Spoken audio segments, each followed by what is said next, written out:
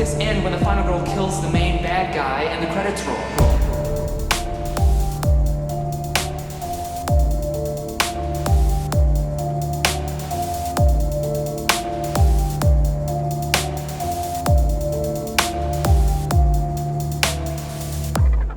Welcome to the Final Girl Podcast. This is the podcast where we discuss and analyze your favorite horror movies. My name is Ryan Turner. With me today, I have a very special guest, Mr. Lee Howard. How you doing, sir? I am doing great. How are you? Oh, fantastic. I am so excited to have you on today because we're going to talk about one of my favorite horror movies of all time, and also I know it is one of your favorites as well, and that is, of course, the ever-classic A Nightmare on Elm Street. Yes. So... today, guys, is actually a very special episode, not only because we have a special guest on the show today who's not been on the podcast before, because I know a lot of my guests are guests that I rotate through often on this show, but we also are starting the first episode of what I'm calling the Final Girl Fest. This is a special set of episodes that I'm going to release weekly in October. This is the first of them. So every week in October, you guys will have a brand new episode of the Final Girl Podcast to listen to and also to watch on YouTube. So be sure to check those out as they're coming out.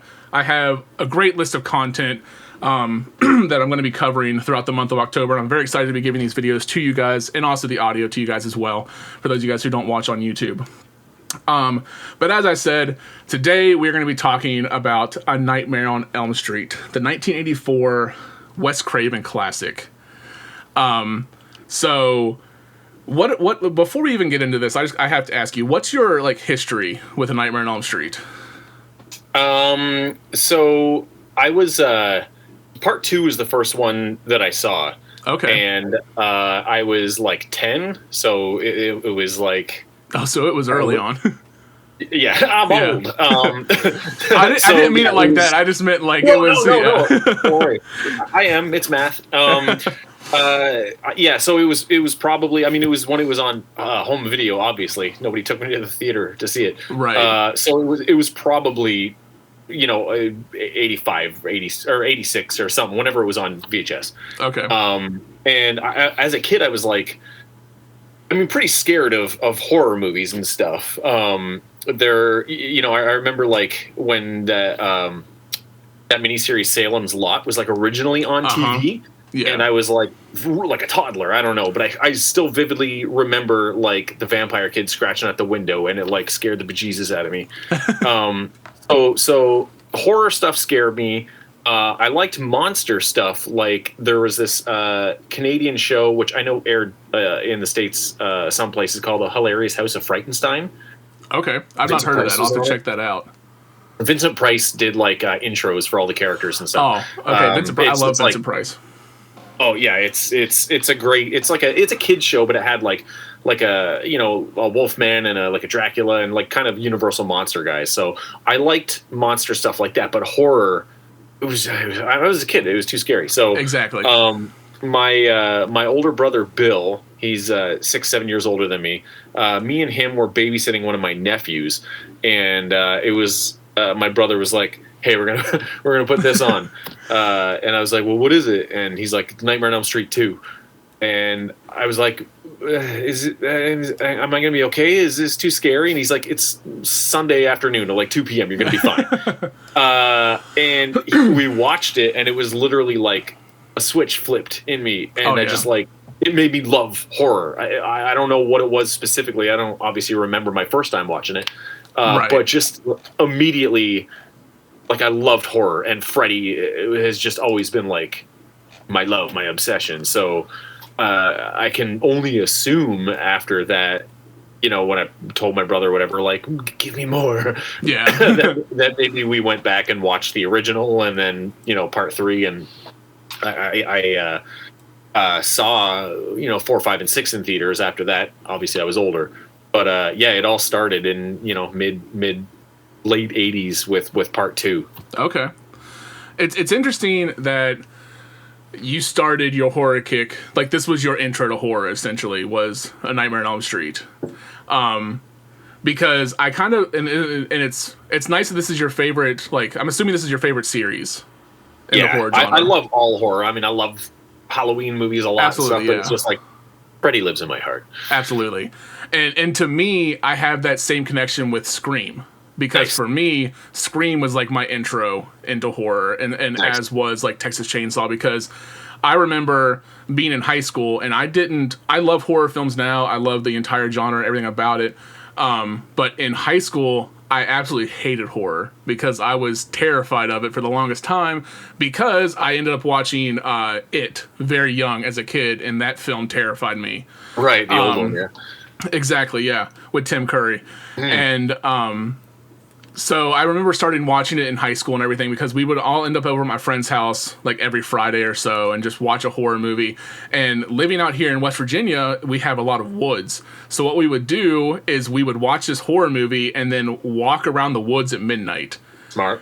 And they would try to scare the shit out of me as much as they could, because they knew I was the one who didn't like horror. And eventually I got kind of desensitized to that, and we'd watch more and more of it. But yeah, I remember watching like Scream as one of my first ones, and then obviously we watched the remake of Texas Chainsaw Massacre. So I saw that years before I ever saw the original. But just Nice.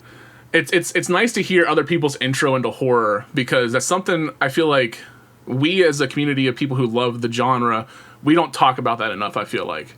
And it's interesting to hear how people got into the genre.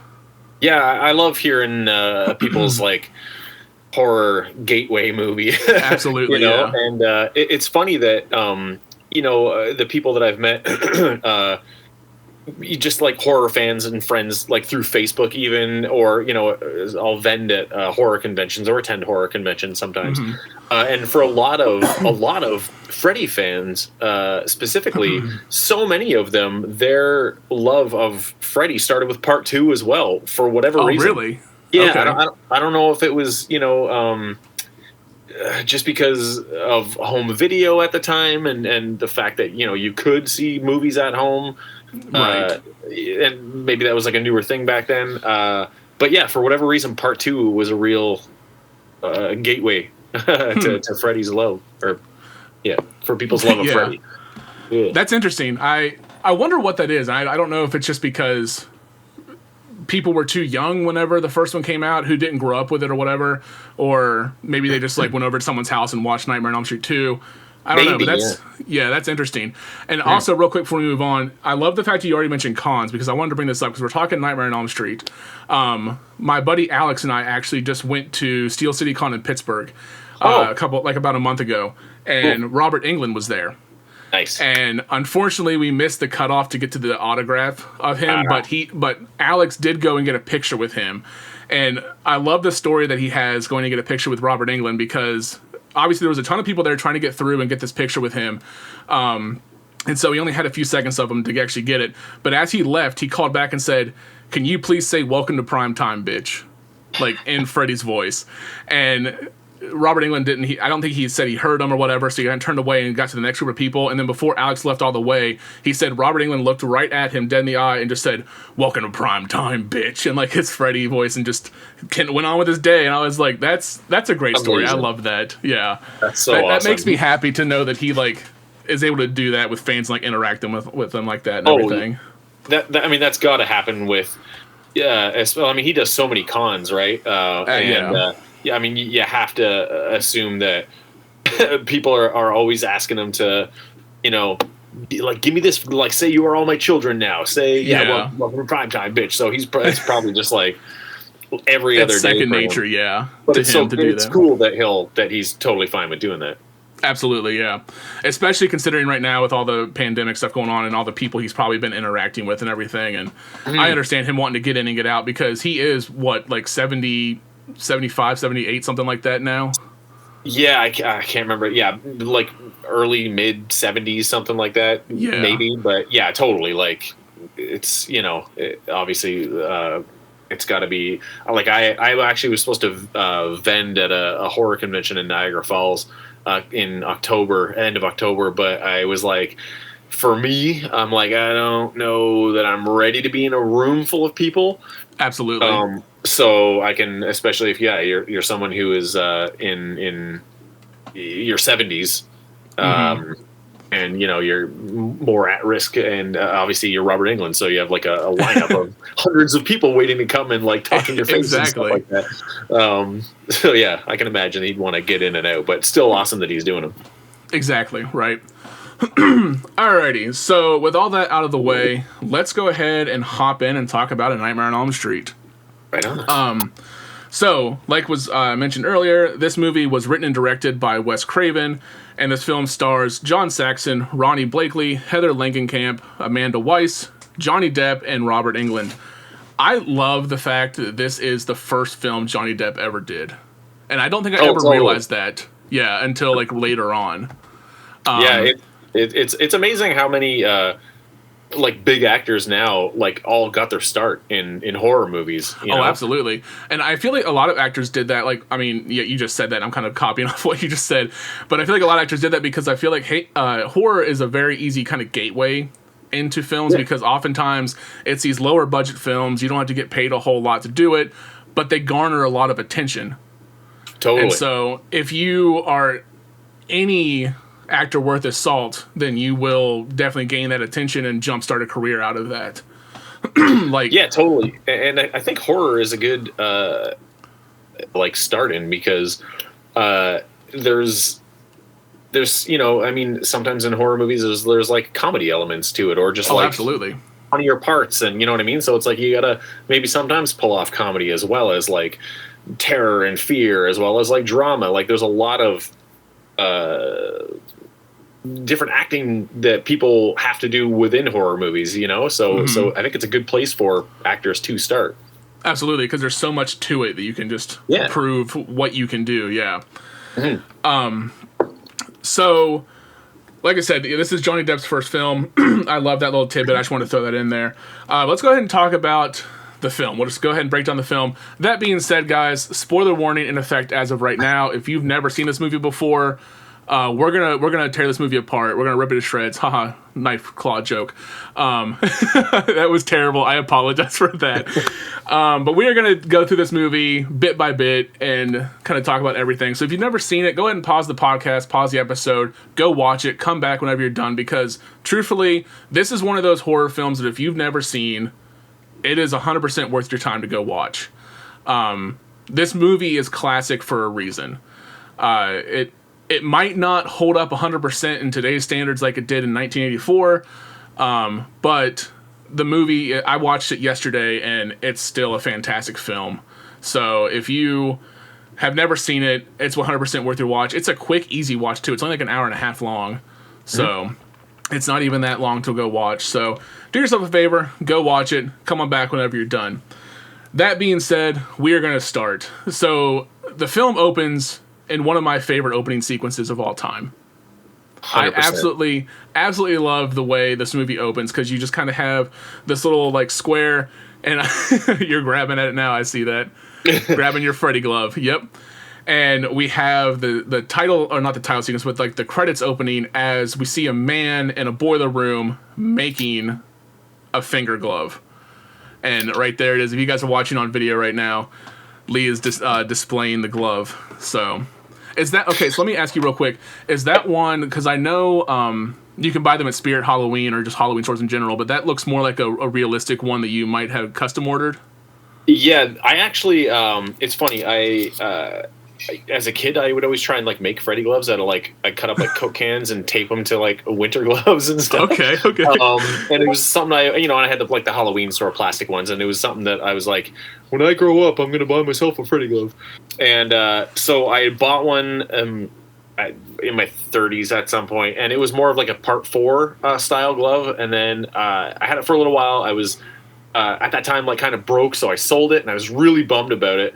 And then someone I know on Facebook, they were having a contest where you could win a glove, and I entered and I won this one. Oh, awesome! So yeah, it's a metal one. I think. Oh my gosh, I think the company that made this one, I want to say like Knives for Fingers, I think is the glove. But I mean, there's really good glove makers out there. Oh yeah. Yeah. There's a lot of Like, them, but my buddy Alex that I mentioned earlier, who met Robert Englund, he actually has a custom-made Freddy glove that he ordered from a company. I cannot remember the name of it, but they asked for his hand measurements, so it's like custom fit to his hand. oh, cool. And it's metal and everything. And it's actually, I don't know if you've ever seen the YouTube channel Dead Meat. Oh yeah, I know Dead Meat. Yeah, so he actually, it's the same glove, the same guy who made the glove for Dead Meat. He has nice one as well. So it's a really nice glove. And I would love to have one eventually. That's one of the like horror props I don't own that I really want. And so I'd love to get one. But eventually I'll end up getting one. So, but yeah, we have the opening sequence of Freddy making his glove. Obviously at this point, we don't know Freddy's name. We just see all of these grotesque shots of like water dripping down and things like that. As a man begins to like hammer on some pieces of metal and puts it all together, and eventually opens his hand up to the Freddy glove, and we get the opening title sequence or screen of A Nightmare on Elm Street. And immediately from there, we jump into one of our first dream sequences, and this is something we'll talk about a lot throughout this episode, between what's a dream sequence and what's actually reality in this movie. Because truth be told, you could honestly kind of look at this film as the entire thing as a dream sequence.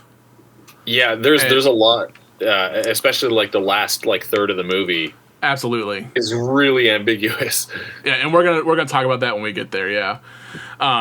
So we open up on this young girl in a nightgown. Her name is Tina, as we later learn, and she's running through this like boiler room area, the same kind of area we just saw in the opening scene, and she is being hunted, is the best way I think I can put it, by this figure who we come to know as of Freddy. And I love the establishing scene with Freddy here because it truly sets him apart from the slashers that came before him, in my opinion. Because here we get to see Freddy toying with his victim. And up until this point, you know, we had Michael and Jason and Leatherface and slashers like that. And they were all this, like, just a stoic character in a mask that hunted people silently. And now we have Freddy, who, despite not being the real comic relief that people say he often is in pop culture, he definitely is more charismatic than any slasher we've had up to this point. And so he hunts her through the to the boiler room, and we see all these shots of like his kind of like lair that he lives in. And as he lunges at her, Tina screams and wakes up from this nightmare, and she is in bed. And we learn that this was all just a dream. Also, too, before we move on too much further from this, I do want to point out, it's interesting to me that Freddy only has 7 minutes of screen time in this film. Is it really only 7 minutes? It's only 7 minutes, yeah. If it doesn't seem real, right? Like, yeah, you go through and look at how much time you think he'd be on screen, and I don't know if it's just counting when he's physically on screen or what the deal is, but apparently it's a statistic that I found on the internet that it's only 7 minutes total of screen time. I guess that makes sense. I mean, a lot of really, I mean, it's like the original Hellraiser. The Cenobites are like, they're in it like in minutes, like barely in it. But it's like, you know, the main characters that you're so invested in their story. I feel like if you focus on the villain and not the characters, and you don't care about the characters, right?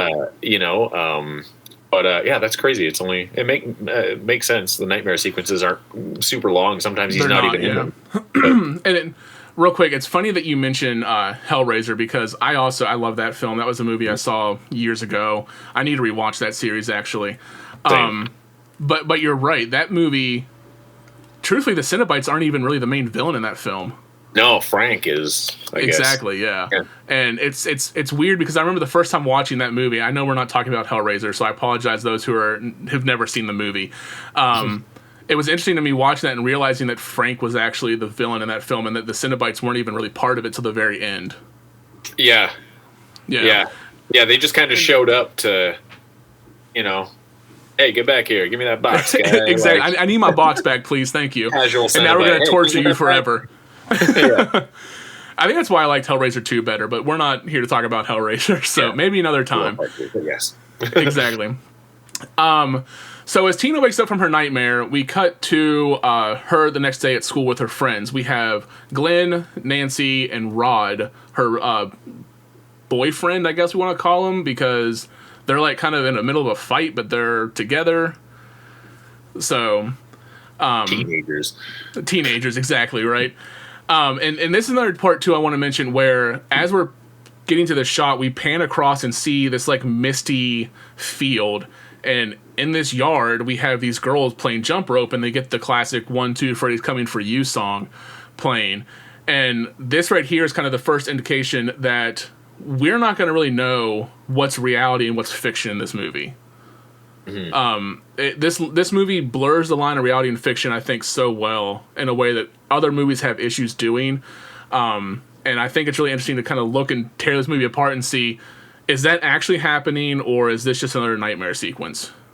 Because truthfully, like absolutely. I said, we don't know. Yeah.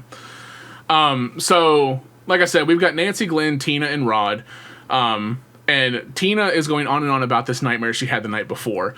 And Nancy, her best friend, is kind of concerned about it, whereas Glenn and Rod are just, they're being guys. They're like, oh, we don't have nightmares. It's we're not worried about nightmares.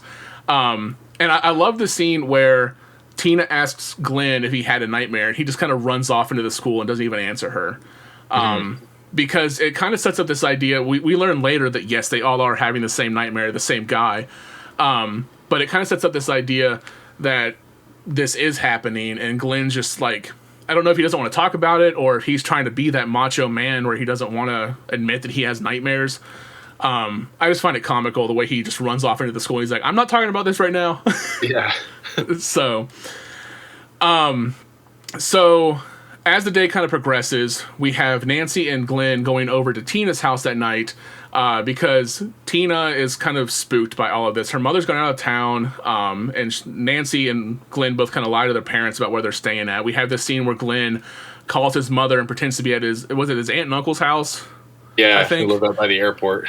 Yeah, out by the airport, and he plays a sound on the cassette player, and at first there's airplane noises, but then there's a lot more happening behind in the background, and we get this comedic scene here where there's a bunch of crap going on, and Glenn has to kind of quickly put the flame out on that with his mother, and Nancy laughs at him about that, saying, that was a real great job you did there, Glenn. Worked like a charm.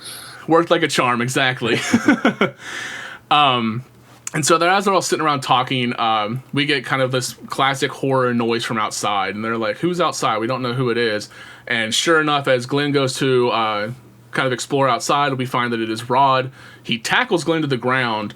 And again, it's just this classic 80s like bro moment, I think, between these two. Like this macho man moment here. I love the interaction between Rod and Glenn. I also... Do what? Maybe a funeral, dickhead. Exactly, yeah.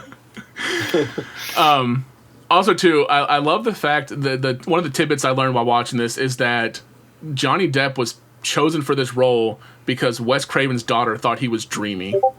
Yeah, 100%. Yeah, because Glenn was written, I guess, as like a jock. Exactly. You know what I mean? And it's like Johnny Depp doesn't quite look like a jock. No. But yeah, there's just his daughter was like, Johnny Depp, come on, Dad. He's so cute, yeah. All right. Apparently, I think I saw something about how like John Cusack and his name is escaping me, and he's in The Matrix, and he's in Keanu Reeves. That's his name. Yeah, I could not think of Keanu Reeves' name. They were all looked at for the role of Glenn, but ultimately Johnny Depp was picked. Yeah. I know also that Mark Patton from Part 2 auditioned for the original Elm Street. Oh, really? Yep. And I'm assuming it was for Glenn. And obviously didn't get it, but then comes back for 2. Wound up in Part 2. Yeah. I need to rewatch Part 2. I've not seen that movie in years. If you ever do an episode on Part 2, let me know. I'm in. I love Part 2. We will definitely get to it. I actually just did my first sequel of any movie I've done on the podcast.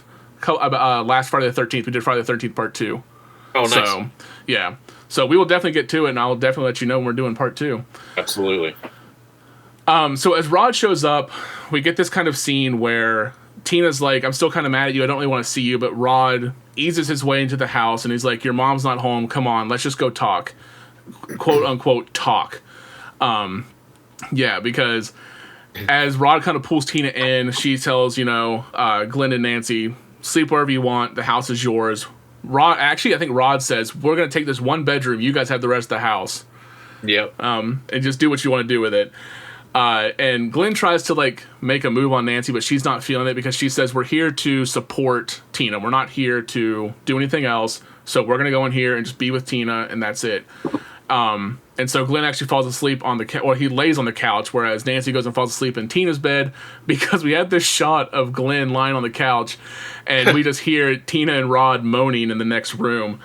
And apparently that scene was actually written because this is a real life scene from Craven's life, where he used to lie on his couch as a young kid, maybe not a young kid, but as a teenager or young adult, and we could hear his neighbors next door having sex. Oh my God. So that's actually a moment of true history right there of Craven's life. That's why he put that in the movie. But as we kind of go through this moment, we get to the moment of Tina and Rod having sex. They ultimately fall asleep, and this is where we get transported back into the dream world with Tina. And this time she's not lucky enough to get away from Freddy. He's chasing her. He's chasing her down the alleyway. Right. This is the alleyway scene at nighttime where his arms stretch out really wide, and he cuts his fingers off with his glove just to terrorize her even more. And I love the way I don't know. I just love the way he toys with his victims, because it was so fresh in the time period, at least. Yeah, I think that's what really sets Freddy apart from kind of like the silent masked killers. Exactly. Because he really terrorizes them. It's not just a straight up like Michael Myers pops out of the closet and kills someone or whatever. It's like he really, terrorizes them from their own brains. It's such a exactly. Yeah. So we have this scene where Freddy's terrorizing her in this alleyway, and eventually he is able to catch up to her. And at this point, Tina in the real world is thrashing about in bed and screaming and yelling, and this wakes Rod up, and he kind of looks at her, and as he looks at her, her blouse or her nightdress, whatever it is ripped open, and we see 4 slash marks go down her chest. And I'll say this a million times in this episode, but the practical effects in this movie, even if not all of them hold up to today's standards, are fantastic. Oh, absolutely. Yeah. Some stuff obviously looks silly, like the, Freddy's arm stretching looks a little silly. And obviously we'll get to the end where Marge is pulled through the window. Yeah. But as far as Tina, especially the rotating room, Tina being dragged up the wall is that scene alone is one of the most iconic scenes in any horror movies. Certainly the Elm Street series, but I'd say any horror movie. It's terrifying. And that's something too, I've already given my spoiler alert, so I'll go ahead and say this too. I can't decide which death is my favorite between Tina's and Glenn's. I think Tina's is obviously more iconic, but Glenn's death, I just love the way Glenn dies. So I don't know. I can't decide. They're both great and both equally iconic. Absolutely. I always would have liked to see that there's photos and maybe behind the scenes videos of Glenn's death where Johnny Depp actually comes back out of the bed and he's just covered in. Yeah, he just kind of rises out of the bed and he's just soaked in blood. Doesn't look like he's sliced up or anything. And then he just kind of plops over dead on the bed. And they ended up obviously cutting that part out, but I thought that would have been interesting if that was still in there. Yeah, I don't know. I don't know if I would rather that happen or have it the way it is, because I do know the ending has a lot of different endings they chose from. Craven wrote one, and then I forget. I think it was Robert Shea, I think his name was, the producer, wrote the actual Bob ending Shea. we get. Bob Shea, yeah. Gets the actual ending that we have here. But we'll talk about the ending when we get there. Yeah. I always get ahead of myself in these episodes. I start thinking about things. It's hard. Exactly, yeah. So we have Tina in the real world being thrown around the room as Rod is screaming her name over and over and over again. And again, we get this classic 80s, acting here, where he's just screaming Tina's name repetitively. But he is watching her as she gets lifted up the side of the wall across the ceiling, and then ultimately gets thrown back down on the bed and flops over the side, covered in blood and dead. And there's just blood all over the place. And I think, truly, thinking of it now, I have to say Tina's death is my favorite in this film. Because it has a lot of impact, and it's crazy. I feel like the first bunch of times I didn't realize that her character's only supposed to be 15. She is. Like, I have that in my notes, yeah. Oh, tragic. I mean, it's exactly. tragic. Any murder is tragic, but it's just like, oh my gosh, she's just a kid. You know, exactly, like, right. Brutal. I mean, I teach 15-year-olds, so it's like thinking that something like that could happen. It's devastating. Yeah. I mean, truth be told, if it was any other movie where it's like, they're 17, 18 years old, it would still be hella tragic.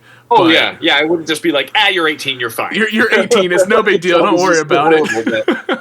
It's always more tragic when it's a kid. When it's a younger kid, right? And thinking about the fact that these kids, because we're assuming they're all around the same age as Tina, since she's 15. We can assume Nancy's 15, Glenn's probably like 16, 17, and I'd say Rod's about 17. Yeah. So, still, it's all tragic, and I had that in my notes to talk about how kind of disturbing it is to think about the fact that Tina's only 15 in this movie. Yeah. When I don't know how, if they even, it's been probably since 2010 since I've watched the remake. I don't know how old Tina is in that film. In the remake? Yeah, in the remake, yeah. Yeah, I don't know. They're like college kids almost, aren't they? Every actor is like a hard 28. Like exactly. And they're supposed to be in high school. It's like, sometimes you can kind of fudge it, but sometimes it's like, Steve Buscemi and what was that, Never Been Kissed, when you're like, hello, fellow youths. Like, oh, yeah. He's got like the skateboard and the sideways hat and everything. Yeah, exactly. Like, okay, you're a kid. Yeah. You're a kid. And we kind of actually get that in this movie, because there's a point in the movie later on when Nancy looks in the mirror and she says, "Oh God, I look 20," and it's supposed to be like a joke to everyone thinking that she actually was 20 years old when she filmed this movie. But right. as Heather Langenkamp recalls, she was only like I think 18, 19 when she recorded this, not actually 20. Right. Regardless, still, just something funny about that. Yeah. Yeah. But after Tina is killed, obviously we have Rod screaming out for her. Nancy and Glenn both hear the commotion going on upstairs. So they run to her. But before we get to that, I forgot one of the best scenes in this movie, and that is them all sleeping and Nancy in bed with the wall above her. Yeah, amazing. I completely skipped over this, and that's my fault. This, again, one of the best practical effects in all of cinema, in my opinion. It's such a simple, it was just like spandex. Exactly. And it's so, I mean, they try to replicate that in the remake with CGI, and it was just like, ugh, garbage. I don't know why they would try to do it with CGI. Why, if it worked well practically in the first film, why do we need the CGI? I don't know, but it didn't work. But the original one looked amazing. Absolutely amazing, yeah. So, like I said, Nancy's lying in her bed, and above her, as she's starting to dream, we have Freddy reaching through the wall down towards her, and then she like kind of rouses herself awake, and he retracts back into the wall, and she looks up and actually pounds on the wall, and we see that it is actually solid again. And I just kind of love the effect that this has, because we learn through this, and also another thing I didn't mention is at that sleepover earlier before Rod shows up, Nancy does admit she's having dreams of this man in a red and green striped sweater and fedora with the finger glove. But they're having the same dream, and so you get the idea here as they're all experiencing this, that they all are actually having the same nightmare, and this man is stalking all of them, not just Tina.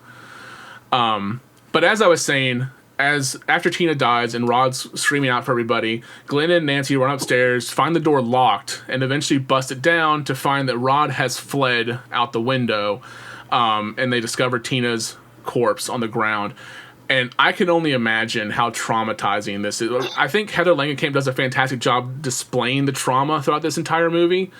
And it truthfully feels it feels real every time we see her either have like a little bit of a breakdown or witness this trauma or experience something. I think she does a fantastic job of displaying that in a realistic way. Yeah, she kills it. Absolutely. So we then cut to the police station where Nancy is giving her account of what happened, and we meet her father, Donald Thompson, who is the lieutenant of the police station.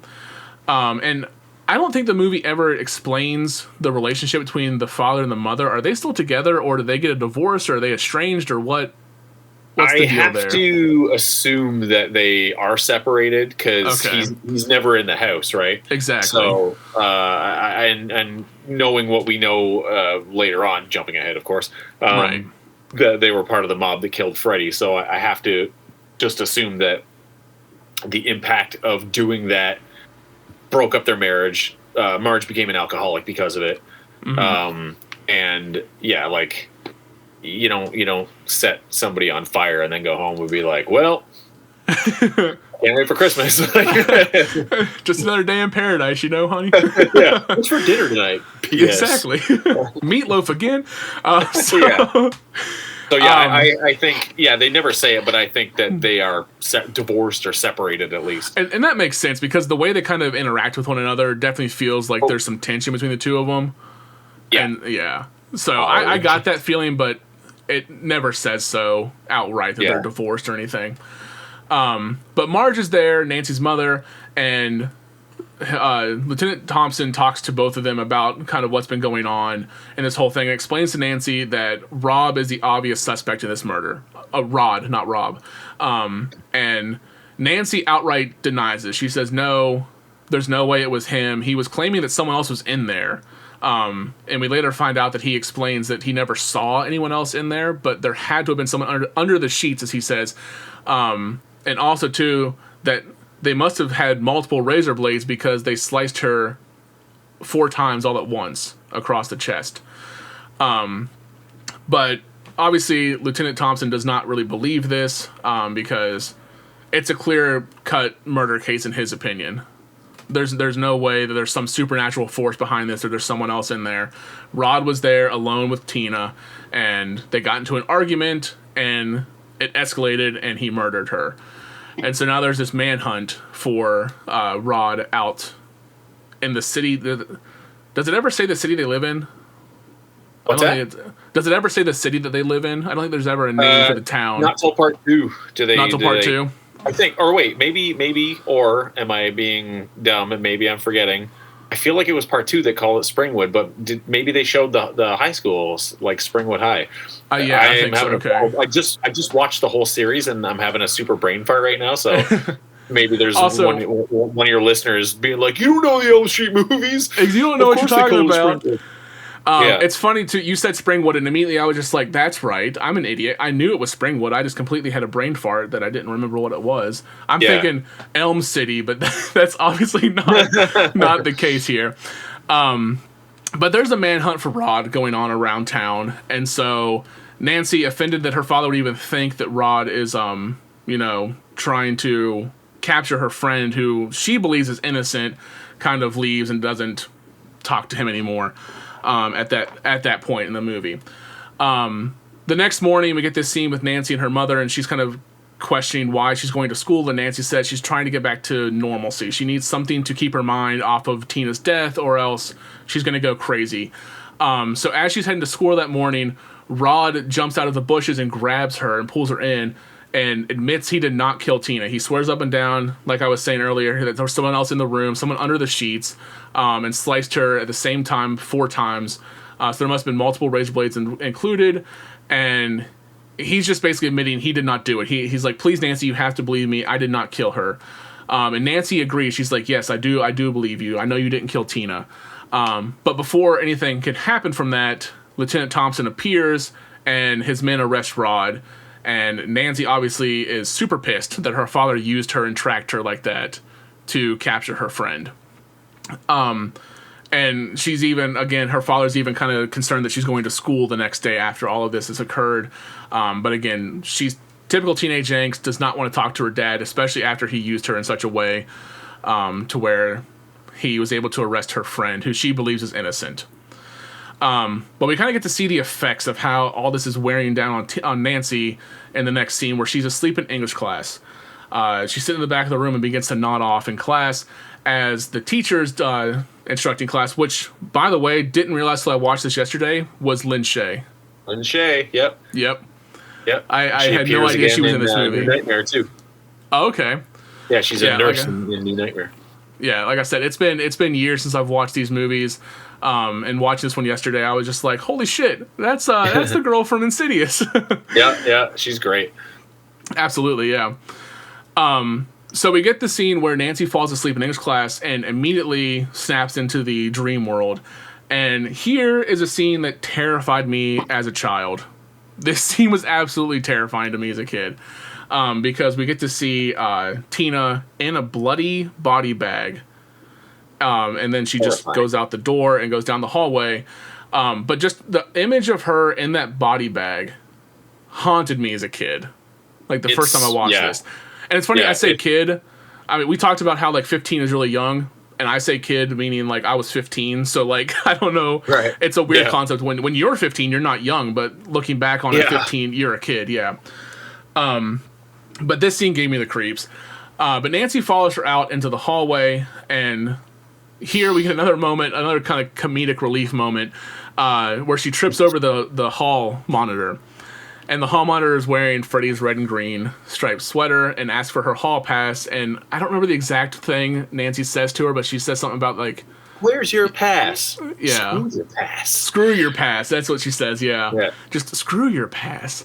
And then turns back around and sees that the hall monitor now has the finger glove, the knife glove on her hand, and warns her, again, you're the one getting all the lines over here, so if you remember the exact line. No running in the hallway. There it is. For the life of me, I can't remember the exact lines of things unless I write them down in my notes. I feel like, because I've seen this a billion times, I have like, even as we're talking about it, it's like I know all the lines to it. Yeah. If you want to interject at any point with anything you want to add or whatever, just go ahead and jump in. Because I'm just running through. I've got the notes of the movie here. I'm just kind of running through it here. But then we get to see. One of the things I was going to say earlier, and then I forgot, because I forget things very quickly. During Tina's dream, something I feel like I learned semi recently, when Tina first wakes up in the dream. And there's like something being thrown at her window, and then like something breaks the window. I never realized that in the middle of the broken, like the crack, it's a tooth. It's a human tooth. Really? Yeah, I always thought it was a rock, but I thought so too. Yeah. Yeah, it's a tooth. That's interesting. I never knew that before. Yeah, but anyway. I also never even mentioned too. Way early on, we have like the goats in Tina's first nightmare that she has, and I always kind of love the goats because obviously. Immediately you think about the idea that like when you're trying to fall asleep you count sheep and whatnot, but then too, thinking into it maybe a little bit too deep here because I tend to do that on this show, you also have the idea that Freddy is this wolf and the victims that he's hunting are his sheep, and he's like it's kind of like a metaphor for his victims in that dream world. Yeah, absolutely. So it might be both things. It might not be either. I don't know, but either way, that's what we do on this show.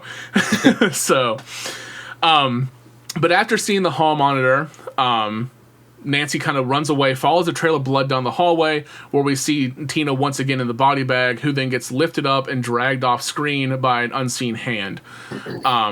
And again, it's terrifying to watch this scene. I hate it. Oh yeah, so I think I remember.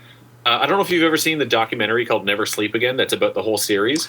I've seen it, but I haven't watched it. I've heard of it, but I've not watched it. It's very long. It's like 4 hours or whatever. And obviously they cover the entire series, but like they cover, everything up to like Freddy versus Jason and like the Freddy's Nightmares TV series.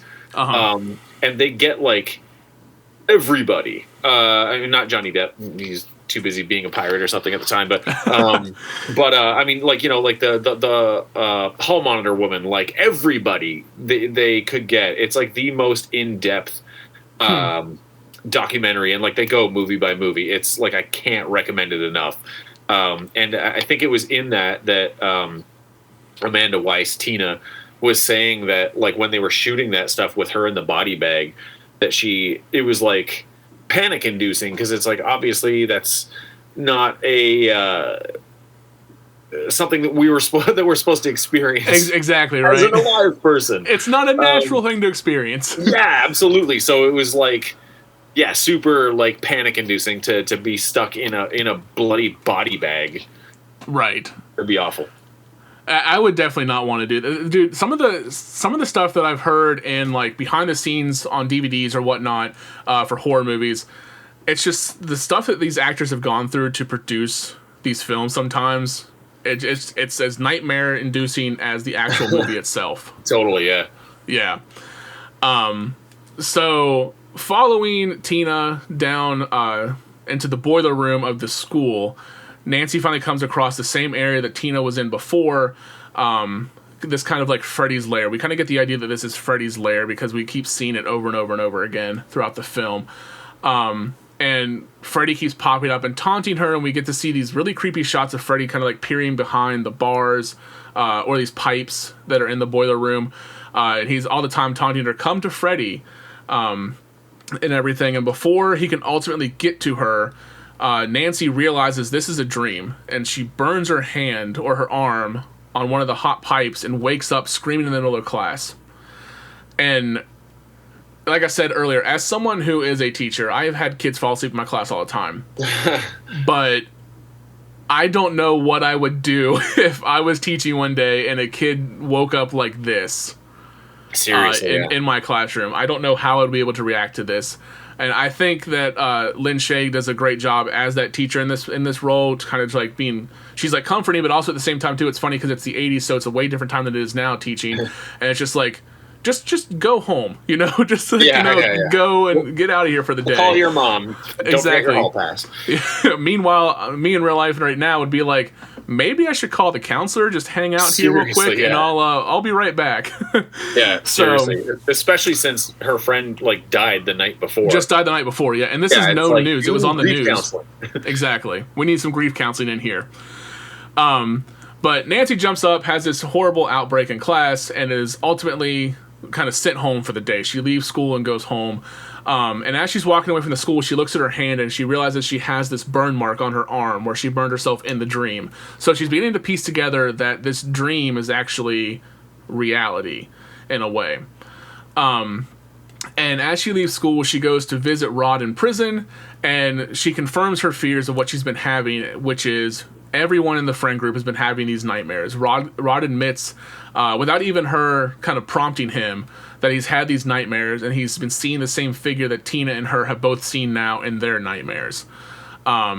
So she then tells Rod she knows 100% he did not kill Tina, and she's going to do everything she can to kind of get him out of prison. So later on, and I forget exactly the transitions here between this and the next scene, but we're coming up on the bathtub scene. I don't remember exactly what happens in between her leaving prison and her going home to have a bath, if anything happens in between. Right. Regardless, Nancy goes home and tries to kind of calm herself down after her day at school, and she gets herself in the bathtub, and her mom kind of makes this joke about like, are you okay, honey? I've got this warm milk out here. Don't fall asleep. People have died that way before. And she's like, I'm okay, Mom. Don't worry about it. And we get yet another iconic scene where Nancy begins to fall asleep, and we get this shot. And considering the fact that we're supposed to believe Nancy is, a 15-year-old girl, it's somewhat of a gratuitous shot of her, like, between her legs, but we don't see anything, obviously. Yeah. But, and I want to talk about this scene, too, because it's kind of goes with my analysis of this movie. And I want to talk about it now because if I don't mention it now, I'll probably forget about it later. But I think a lot of this film deals with a lot of horror, other horror movies deal with anyway, which is the fact that like sex equals danger. Right. And the idea, Freddy, I feel like, is definitely on the cusp of a very sexual killer. I'm not trying to. That's what both like Robert Englund and Heather Langenkamp and even Mark Patton from Part 2 have talked about, that there's like there is like, I don't want to say like a chemistry because it's gross. Right. But there is almost like a weird, relationship, for lack of a better word, between like Freddy and Nancy. You know what I mean? Like, right. There's like this strange dichotomy between the two of them. Yeah, and it's Yeah. like there is like weird, like, I mean, there's weird like fan fiction, people shipping characters together, whatever, and there is like a real like, ooh, Freddy and Nancy, almost like how people always like kind of romanticize the Frankenstein's monster and the Bride of Frankenstein for some reason, because I mean she met him for 5 seconds and hated him immediately, so it's like, Exactly. why is everyone always shipping them together? Because the internet's a weird place. Bingo. But that is like a thing with Freddy, is that there is like, I mean, he's always like flicking his tongue at girls. Exactly. And like, you know what I mean? It's like there is like that gross predatory And nature about him. And like later on, even too, when Nancy's on the phone and his like tongue comes to the phone, he's like, "I'm your boyfriend now, Nancy." Yeah. Exactly. Yeah. So this is also a great time to mention gross, too. though. Absolutely. This is also a good time to mention too that Krueger was originally written to be a child molester. Yeah. But they changed it in the original film because at the time in California, there was a series of child molestations going on, so they wanted to avoid any kind of like exploitation or just general grossness involved with that whole concept. Now, this was later revoked in the 2010 remake, where they outright explicitly made Freddy a child Really molester. leaned into that, yeah. Exactly. Yeah, they always kind of like, I feel like it was always like, because I mean, they always just say like he was a child murderer. Exactly.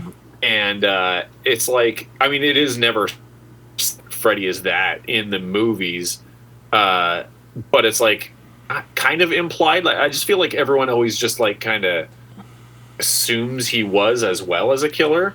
Right. I mean, even the Amazon review, or not review, but like the description of it on Amazon says a pedophile murders children in their sleep. Yeah. Yeah, it's like a debated thing, kind of, because some people are like, no, he, like, as if, like, weirdly defending, like, no, he was just a murderer. He like, just cool, murdered well, children, yeah. You know, like, that's any better. Both bad.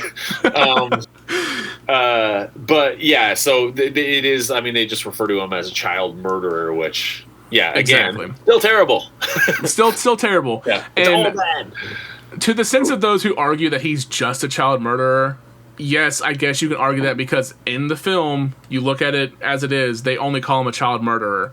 Yeah. But if you look at the script the way it was intended to be, he definitely, and we just talked about this, has some very perverse natures to him. Yeah. So it kind of makes sense and everything. And real quick, on the last thing on this topic I want to talk about, I will say that was my least favorite thing about the 2010 remake. Even though that movie really wasn't that great in general, I hated that they really laid into the fact that Freddy was a pedophile. Yeah, it killed me. It was extremely uncomfortable. Yeah, the movie itself was just not good anyway, unfortunately. Right. I'm a big like remake supporter. I like more remakes than I do dislike. too. Yeah. But yeah, overall, just it was not good, and it was gross and unnecessary. Yeah. It's fine, just him being a child killer. Exactly. Which is not fine. We'll take this evil over this other evil. Okay. Yeah, weirdly. Exactly. It's funny too that, like, I mean, I guess that's just the nature of movies and stuff. Like, people love villains, you know, like that. They do. That Freddy is a child murderer, and he became like a hero. You know what I mean? And he really did. You see little kids dressed up as Freddy on Halloween, and it's like, do you know what Freddy? But it's like, at the same time, even though it's way more fantastical, it's like people love Darth Vader, but it's like Anakin like chopped up a bunch of kids too. Like he murdered a lot of kids. Murderer. It's like, yeah, but his helmet is cool, and he's magic. He's got a cool outfit though. He breathes awesome. So it's like, I feel like with movie villains, you know, if there's an element of like the fantastical to it, you know, Freddy's a dream killer, then it's like okay to be like, he's killing kids. What a cool, you know, he's cool. Right. Or Jason's like a zombie. It's fine, but it's You know, if it's like a real world killer, like, you know, like one of the multiple like Ted Bundy movies that gets made, nobody's watching that being like, "Yay, go get him!" Yeah, go Ted Bundy. And if they do, Yeah. then there's something super wrong with you, because awful human. Looking at all of you teenage girls out there who are like obsessed with Ted Bundy. I feel like that's such obviously an off topic, but at any time anyone's like, "Who's your favorite serial killer?" It's like none of them should be your favorite. They're You shouldn't have a people. favorite serial killer. Exactly. They ruined so many lives. Don't idolize them. They're gross.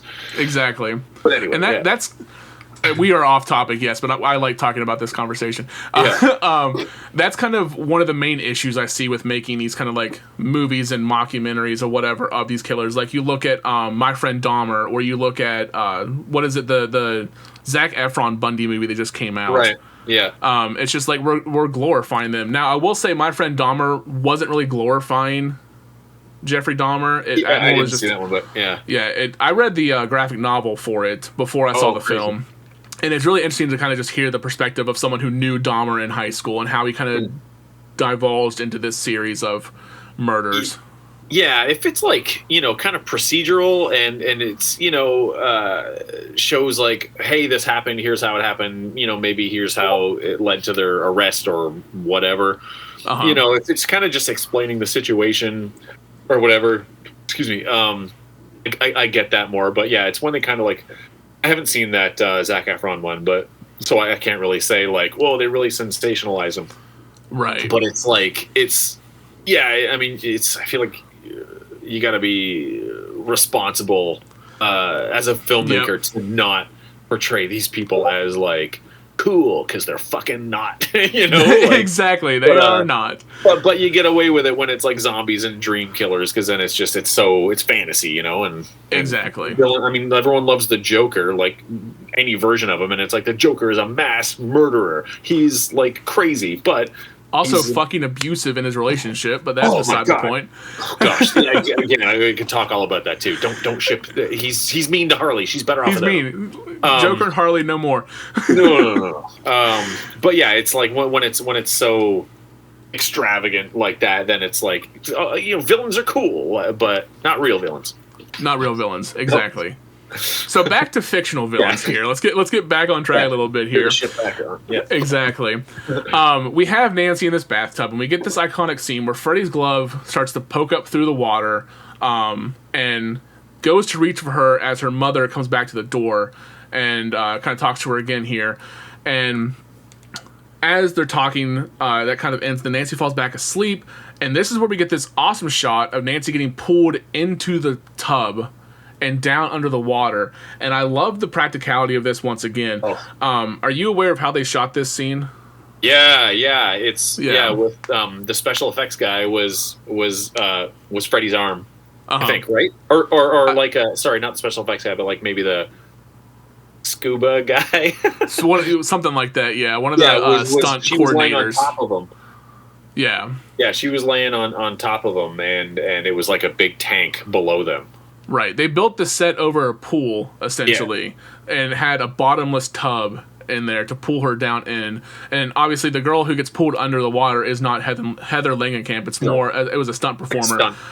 Exactly. But still, I just love the idea that they made this all practically. They didn't CGI anything or whatnot.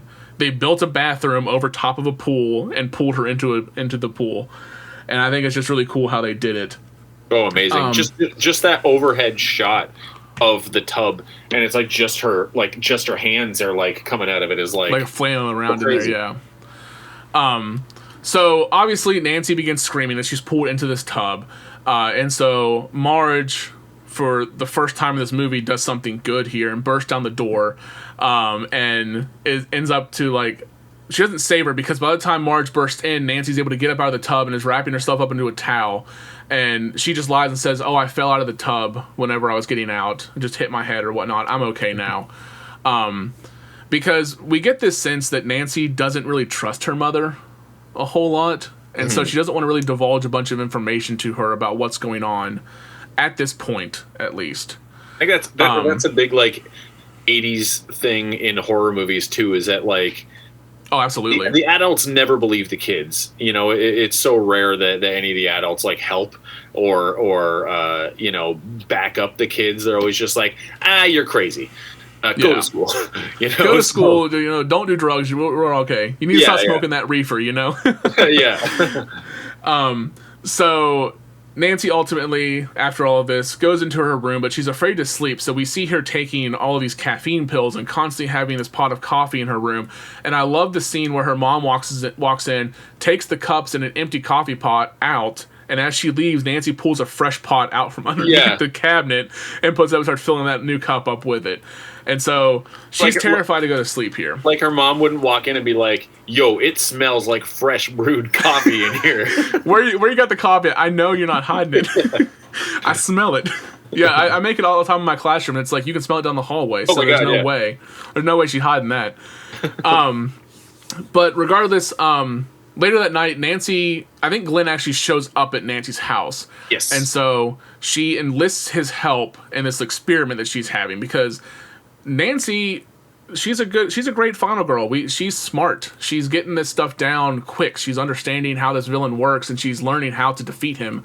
And so she asked him to kind of help her in this experiment where she says, I'm going to fall asleep and I need you to keep watch over me.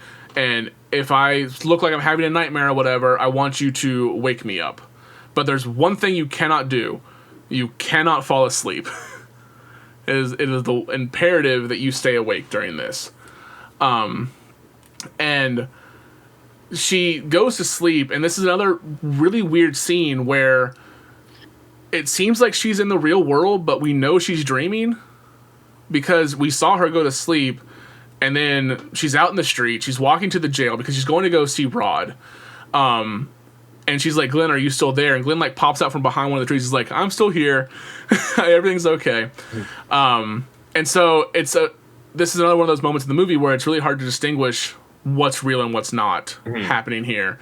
Because obviously we're led to believe this is a dream, but everything in here seems so realistic up until we get to this to the jail where Rod's being held, and we see he's asleep on the bed, and Freddy walks through the door and like kind of just goes in through the jail cell without even opening it. He phases through it. That's what I was looking for. He phases through the jail cell. Exactly. And kind of looks up at Nancy and taunts her because he knows she's helpless out there and he's here to kill Rod, and he knows there's nothing really she can do for him at this point. She starts yelling for Rod, trying to wake him up, but obviously this doesn't work. She yells for Glenn, but he's no longer there. And as she looks back down into Rod's cell, Freddy is gone, and then he yells for her behind him. But he yells behind her, says, "I'm here, Nancy," and then lunges at her and begins chasing her back to her house. There, when she runs inside, she finds she really can't escape from him because she goes up the stairs, and we have this awesome scene of her running up the stairs, and it like turns into like this pudding-like texture, pancake mix texture. Pancake mix they used. Yeah. So it was interesting, to say the least, about the way they filmed that scene. I feel like everybody's had those dreams where it's like impossible to run, like something is like holding you back, and I guess that scene was conceived by Bob Shea, the producer. Like he wanted, like, put this in, and because I guess there was like some tension maybe between Wes Craven and Bob Shea during the filming. So I think during that scene, Wes was like, okay, you direct this scene, like you call action, like see we're a team, we're working together.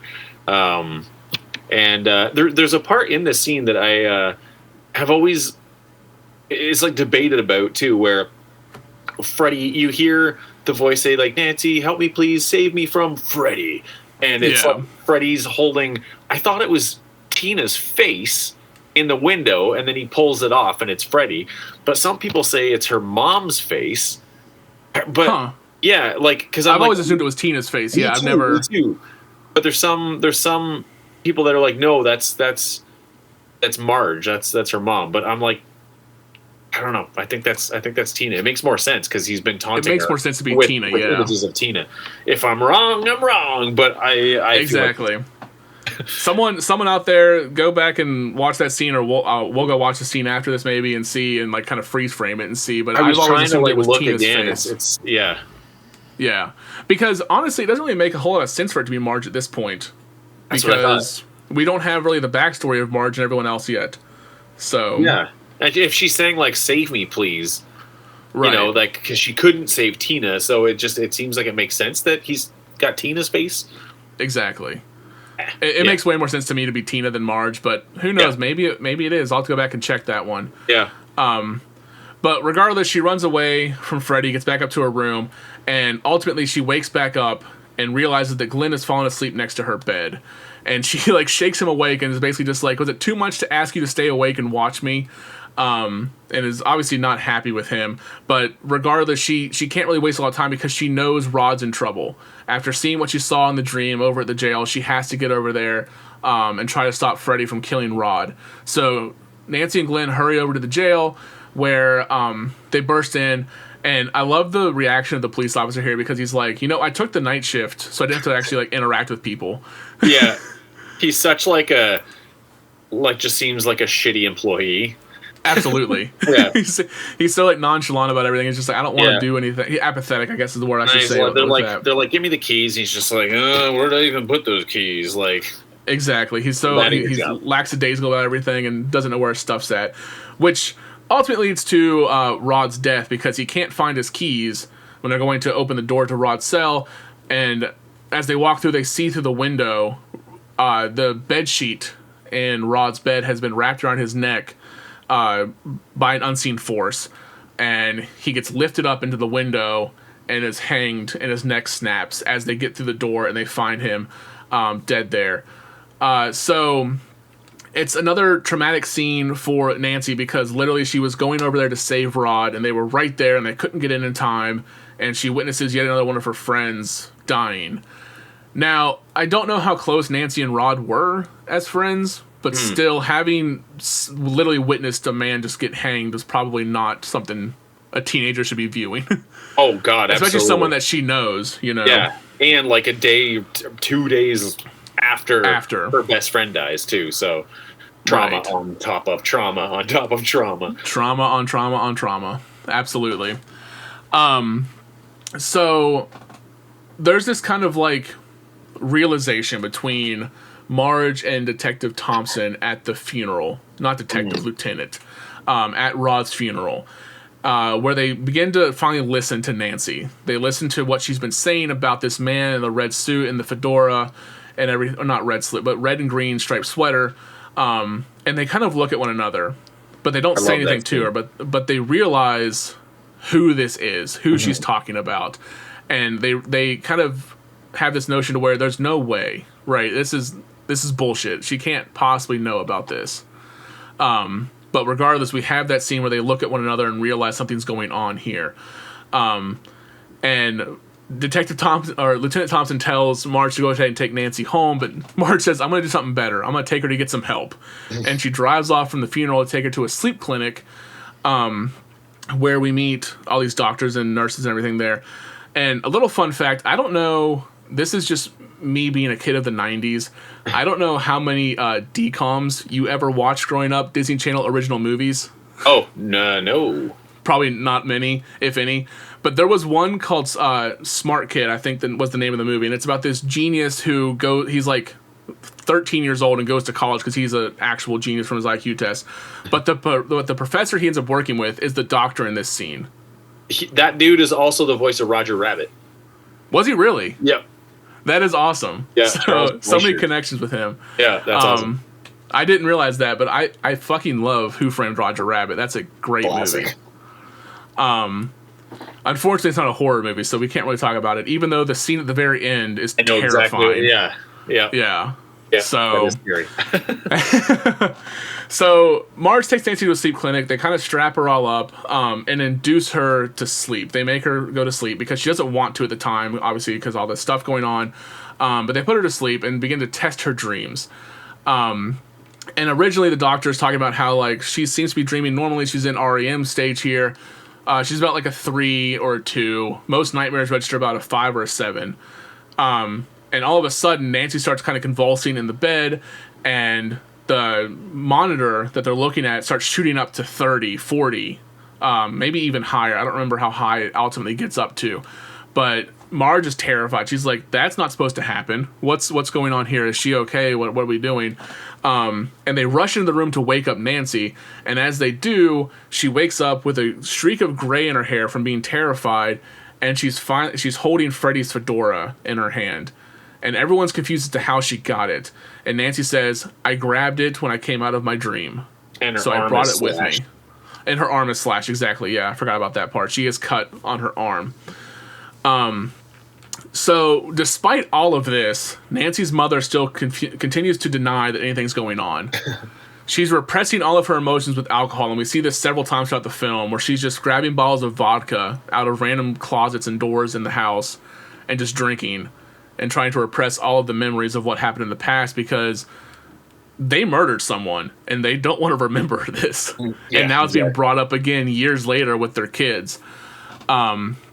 So she just tries to insist she gets some sleep, but instead, Nancy brings up the fedora, shows her that there's a name written inside, Fred Krueger, and she confronts her mother saying, you have to know who this is. You're acting strange.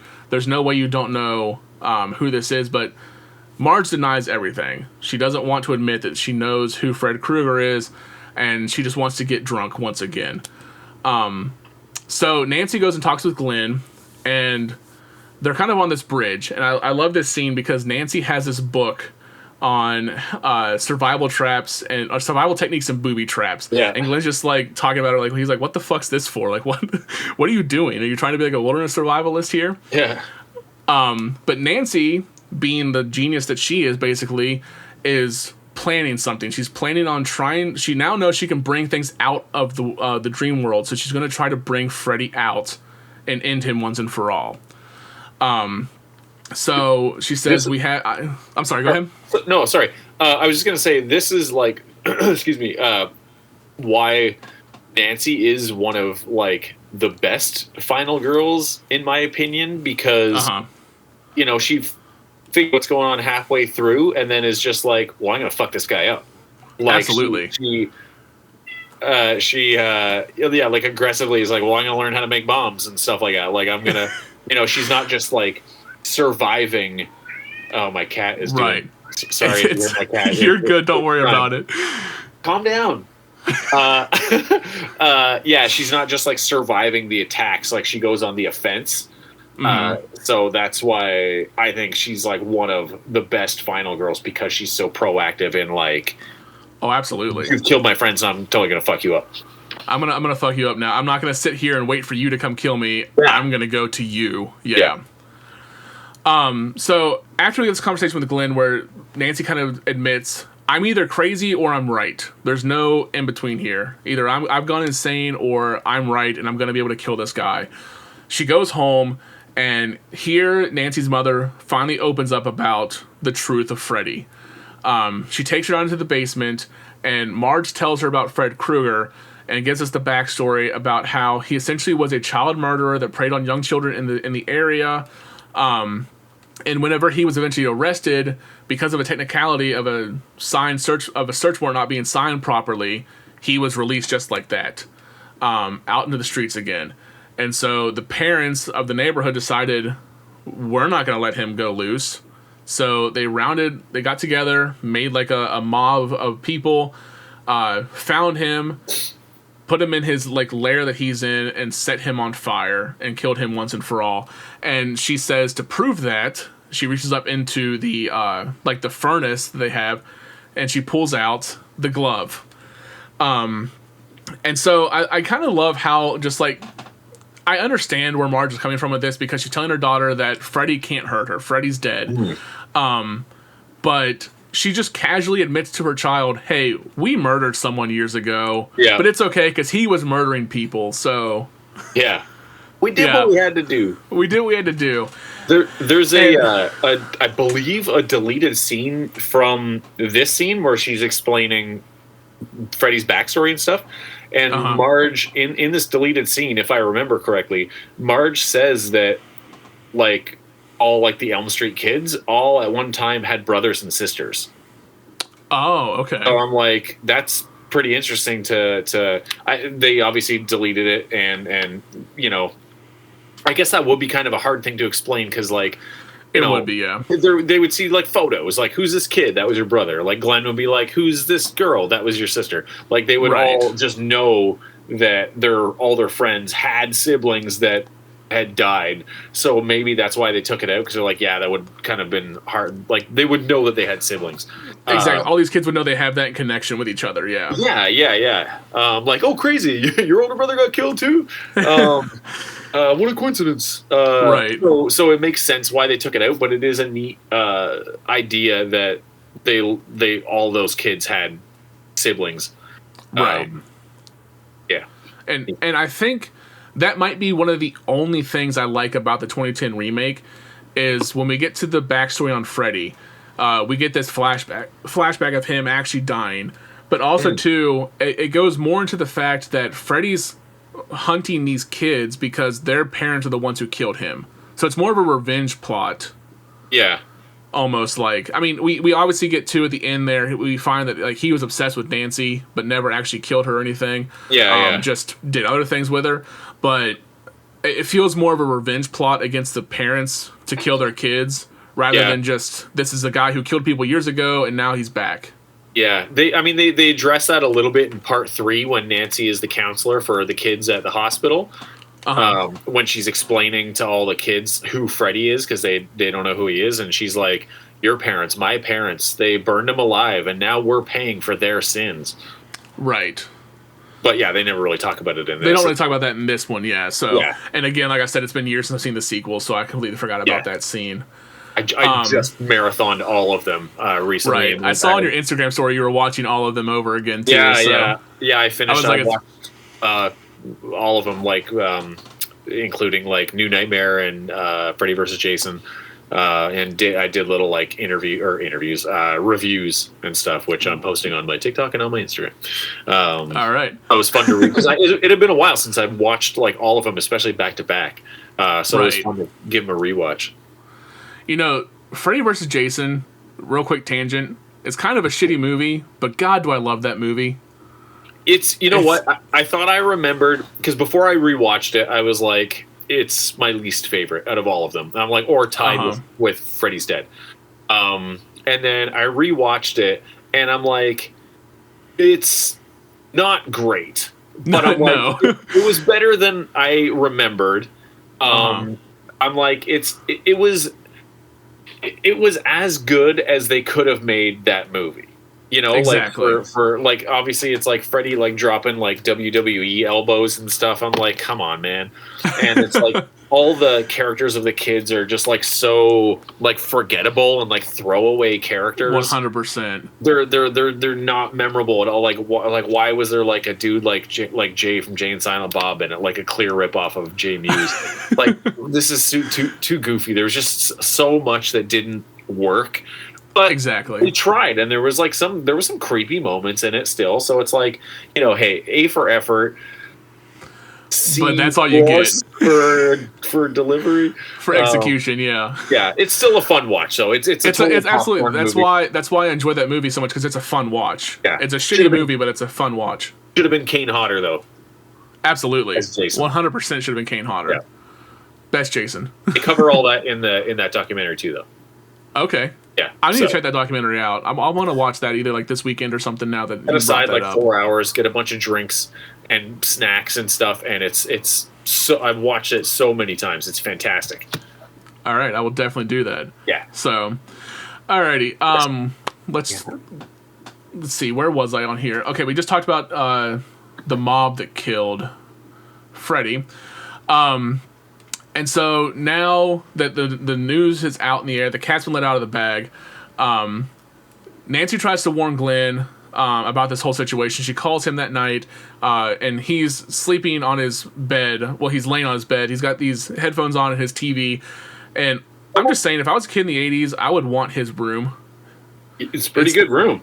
It's a great room and a great setup. And it's kind of like, you look back on like all these classic rooms of like TV shows and movies and stuff like that.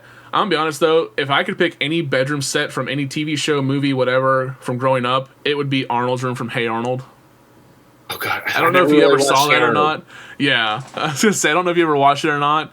But his bedroom was like a penthouse, like New York City like bedroom with like this great sky roof, kind of like Jeez. like it was great. Look it up after this and just see it. You'll realize, yeah. But she calls Glenn, tries to warn him, but her parents, Glenn's parents don't really want her talking to him any longer because she's gone crazy now. And so they there's this rumor spreading around about her that potentially she might have something to do with all the murders that have been happening. And so they don't really want him interacting with her anymore. And there's bars on the windows of the house now that Marge there are bars, yeah, put on there for Nancy's protection. Yeah. But ultimately, they just keep her from helping anyone else out. So that's an adorable cat you have there. This is Bruce Wayne. Bruce Wayne? Okay. Yeah. Yeah. I love that. Yeah, he's a good boy. For those who are listening to the audio podcast, you're going to check out the video podcast in order to see Lee's cat, because it's lovely. He's my best friend. He's my son. I'm never going to have kids, but we have 4 cats, and that's enough. But you got 4 cats. Hey, I feel that way about my dogs, so trust me, I get it. Oh, yeah. Honestly, it's so cringy to say, but it's the whole, like, you've got fur babies. It's so true, though. So true. It's 100% true, yeah. I would die for these cats. Absolutely. So, as she's talking to Glenn, the phone kind of goes staticky, and she receives a phone call from Freddy Krueger. And we get this whole scene where she rips the phone cord out of the wall, and it kind of angers her because she's like, well, great, now how am I supposed to get a hold of Glenn if I need to talk to him? And as she walks away, the phone rings again, even though the cord's been ripped out of the wall. And when she answers it, here's where we get that scene I was talking about earlier where Freddy's tongue comes through the phone receiver, and he says, I'm your boyfriend now, Nancy. And this immediately makes her realize, well, shit, Glenn is now fucked. Because he's taunting her, saying that he's now her boyfriend. So she tries to go rescue Glenn, but she can't get out the door, so she asks her mother for the key, but her mom doesn't give it to her because she's drunk on the couch. Absolutely plastered on the couch. And we saw this earlier when she tried to sneak out to meet Glenn at midnight. She had mentioned they're going to meet at midnight to do this plan. That's when she saw her mother drinking alcohol out in the hallway, and so now her mom's plastered on the couch and won't let her out of the room. And so, despite all of her efforts, she cannot save Glenn, and ultimately he falls asleep in his bedroom and is killed by Freddy by being sucked into his bed, and then a geyser of blood shoots up out of the bed and spins around the ceiling. And again, this is just another great shot in this movie because they filmed it in the same room Tina's death was in. The same rotating room, and they just turned the room upside down and had it flowing out and everything. That's why if you watch it, you can kind of see the blood flowing to the side because it's actually flowing out one of the doors. Yeah, it tipped, and like they said, a couple people got electrocuted, like crew guys during that. Yeah, because like it wasn't supposed to tip. So yeah, exactly. That's why it's like you see it streaming like that. Right. So it got a little out of hand, but it looks amazing. It does. It looks fantastic, yeah. And honestly, that's the thing about this movie. Like I was saying, these are the practical effects that hold up so to this day. It might not be perfect, but they still look great, in my opinion. So amazing. Yeah. So after this has happened, all the cops show up at Glenn's house because obviously this is now just an absolute carnage over there at his place. And so Nancy now realizes that she's alone to fight Freddy. She has to either fight him by herself or she's going to die. So she calls her father and tells him that she calls him over at Glenn's house and tells him that she's going to face Freddy. And when she does, she's going to bring him out of the nightmare. And when she brings him out, she wants her father there to arrest him. But obviously, Lieutenant Thompson doesn't believe her because, again, this is an 80s movie where the parents don't believe the kids, even though there's pretty much irrefutable evidence now that this is actually happening. He doesn't really believe her, so he kind of patronizes her and tells her to go to sleep, and things will be fine in the morning. Nancy, however, does not go to sleep, and she sets up a number of booby traps throughout her house. And I love the booby traps that she sets up here because it's very much like a solid mix of like Home Alone and Saw all put together. Yeah, totally. Yeah. My favorite, of course, is definitely the light bulb full of gunpowder. Yeah. And the sledgehammer. The sledgehammer above the door, yeah. Yeah. And just the way she like very carefully rigs it up, and it's like just the slightest movement would set that off, and you would be dead. But regardless, she gets it set up, and she goes in and says goodnight to her mother because this is kind of like her final moment. She feels that this might either be successful or she's not going to make it out of this nightmare. This is it. This is the ultimate moment for her. This is the finale. So she sets a timer for 10 minutes. And falls asleep because she told her father to be over in 20 minutes, I believe, to the house. Yeah.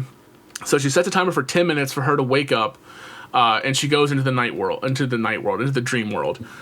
So there she goes down to the basement where she finds another door that was never there before, and it leads into a long staircase into the basement where she goes further and further down until she finds out that she is in Freddy's boiler room. And she's not even hiding. She's calling out, "Freddy, where are you? Come get me, here I am," because she wants to find him. She wants to catch this guy and bring him back once and for all.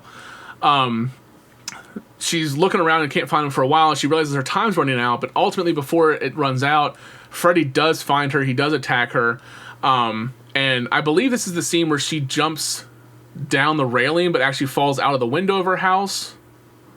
I can't remember if this was this part or earlier, but there's a part... A brain fart too, because this happens to me every time, because they're on the front lawn. Exactly. Yeah. And they're wrestling and everything like that. And then she grabs, because this is the part where they're on the front lawn, and she runs to go back inside the house, but realizes time is almost up. So she turns back around and jumps onto Freddy and grabs a hold of him as she wakes up.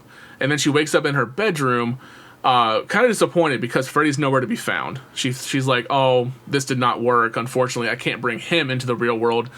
But, of course, she did, and so he jumps up from behind her bed and tries to attack her there. And it's at this point that she starts setting off all of the booby traps that she had set up throughout the entire house.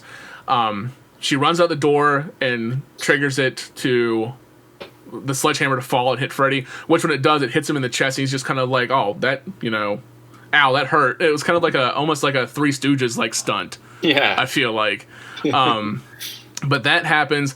The light bulb full of gunpowder explodes off, and all these traps have happened. And ultimately, she leads him down to the basement where she is able to set him on fire. And it's kind of hinted in this movie, and I think you learn more about it later on. Like Freddy's weakness, quote unquote, weakness to fire, since he was burned in the real world and killed that way. Almost like you have Freddy weakness to fire and Jason has a weakness to water and all this stuff like that. Or an aversion, I guess I should say, not a weakness, but like an aversion to these elements.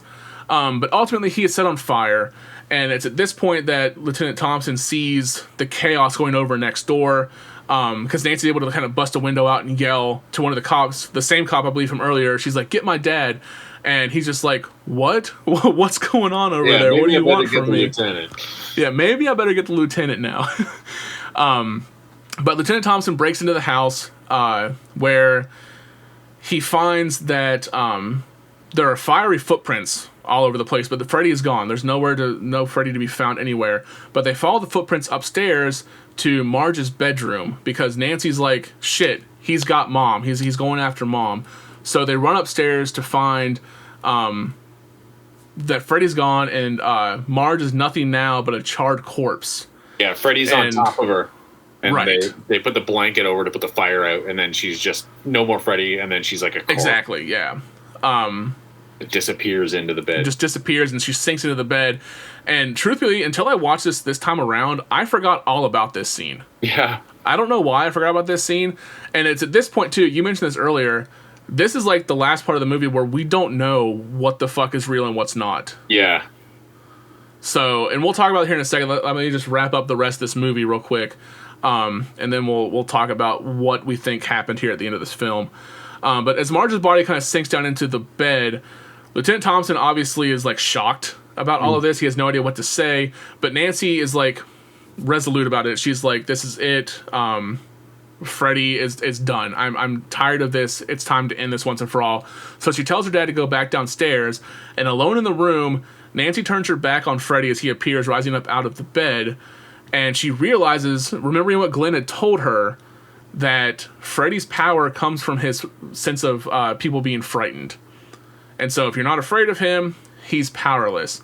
And so at this time, Freddy basically curses at her and tells her he's going to kill her once and for all. And she turns around and says, "You're nothing. You're shit." And this ultimately kind of destroys the last of Freddy's power as he lunges at her, but is unable to touch her as he dissolves into thin air. And I like the idea that Freddy feeds off this fear, but not in a way that Pennywise does. It's interesting to look at the similarities but differences here, because Freddy's power comes from the fear of his victims, but he doesn't eat it like Penny. He doesn't get sustenance off of it like Pennywise does. Exactly. It makes him stronger. It makes him able to control more of the dream, because you think about it, you've got people who are able to do this lucid dreaming stuff where they can control their dreams, but it's almost like the more power that Freddy has over you, the less control you have of your dream. Yeah. And so ultimately you can't even pull yourself out of that dream before he's able to kill you. So after Freddy disappears, Nancy opens the bedroom door and finds herself outside dressed for school on a brand new beautiful day. And she stands on the porch and finds her mother, Marge, behind her, as she's all sober now, dressed up, completely fine, like nothing ever happened. And as they're standing on the porch, Glenn, Rod, and Tina pull up. Actually, Marge even says, "I've quit drinking. I'm going to quit drinking. I'm going to get myself better now. I don't feel like it anymore." I don't feel like it anymore. Exactly, yeah. So Glenn, Rod, and Tina pull up in Glenn's car, and Nancy goes and joins them in the front seat. And as they drive off, the convertible top slams down, revealing that the top is now painted to look like Freddy's sweater with red and green stripes. Actually, in this scene, the reaction of the actors from them like kind of being shocked at the top of the convertible, it closed faster and harder than they expected it to. It was like a malfunction of the convertible top, and so that reaction of them is actually genuine. They were actually kind of freaked out about it shutting so fast and so hard. So as they do that, they realize the windows begin to roll up. They're locked in the car, and I believe we hear Freddy's laughter at this point, or something happens to where Nancy realizes this is not real. This is another one of the dreams. She's still trapped in the nightmare. And Marge is just happily waving off the kids as they drive down the street to school, when all of a sudden Freddy's arm smashes through the window and pulls her inside the door, and the movie ends just like that. So that brings us to the end of our recap of A Nightmare on Elm Street, but we are not done talking about it yet. I want to know, Lee, before we move on, what is your idea of the ending here? What is your kind of like thought process on this? Is this all the end of it just a dream? Do you think Nancy just fell asleep at the end of the movie and never woke up? Or like, what do you think happened? Ignoring what we learned later on in the films. Like ignoring like 2 and 3 and so on. Yeah, it's funny that like that's a great question, and I don't know, because like one could say that, you know, like when Nancy's awake and she, you know, Freddy is like, "I'm your boyfriend now, Nancy," and sticks his tongue out, that it's like that's a dream. Like that wouldn't happen in reality. Exactly. So it's like like that whole end sequence, her setting up the bombs. You know, could be just a dream. You know, like they, like obviously we know that she can pull stuff into the real world because she did it with the hat, and like, you know, people saw it. You know, the Dream Clinic people and Marge saw it. But it's really hard to say what what was real and what not. Like it seems like it has to be a dream. Like the thing with like Marge disappearing into the bed and then the bed was fine. It's like that wouldn't happen. That would happen in real life. Exactly. Yeah. Yeah. So it's like, it's funny. Like you think when you rewatch part 2, you'll see like because part 2 supposedly takes place 5 years later when Jesse's family moves in and Jesse's talking to Grady at school. And now it's also, I think, can be attributed to like kind of like town legends. Because he's like, "Oh, you moved into that house with the bars on the windows?" He's like, "Don't you know, like a girl went crazy upstairs, or a girl got locked in her house by her mom, and she went crazy because she saw her boyfriend get butchered across the street, and her mom killed herself in the living room," which obviously didn't happen because we saw what happened, but right, maybe maybe what we saw at the end of Nightmare 1 was all just a dream, and what happened in reality was very different. It's really hard to tell. Exactly. And that happens a lot, I feel, in these like kind of 80s slasher films. Other than like Halloween, we get these obscure endings of these movies, and then I don't get me wrong, I love ambiguous endings. I think I like movies that end it where it's like, well, what do you think happened? Or like some of my favorite movies. But like, I love how the end of Friday the 13th, we have, you know, the dream sequence with child Jason, and this movie we have this, and it's just like there's so many of these classic 80s movies that end with these obscure endings. And you gotta wonder like what exactly the purpose was, because these movies, there is some depth to them, but when you think about these movies in general, you don't think of these movies as the deepest movies out there. Like, when we're going to talk about movies we're going to actually analyze, you would think, you know, shows like movies like Midsummer or movies like Hereditary, stuff like that, that has a deeper meaning to it. And so it's kind of just curious to think about why these filmmakers made these movies have such obscure endings when the rest of the movie was so straightforward. Yeah, I know that I think the whole sequence at the very end of this with, you know, the car and them driving away and, like, you know, Freddy and stuff like that was also the producer being like, we need, like, a tag on the end of this. Should we make a second one? Because, you know, Wes Craven wasn't like, oh, I bet this will be a franchise. He just had this story he wanted to tell. And exactly. And that was actually... And that was actually in my notes I had on here, too, talking about the different endings and everything. Bob Shea is the one who wrote this twist ending originally. Wes Craven's original ending was a happy ending.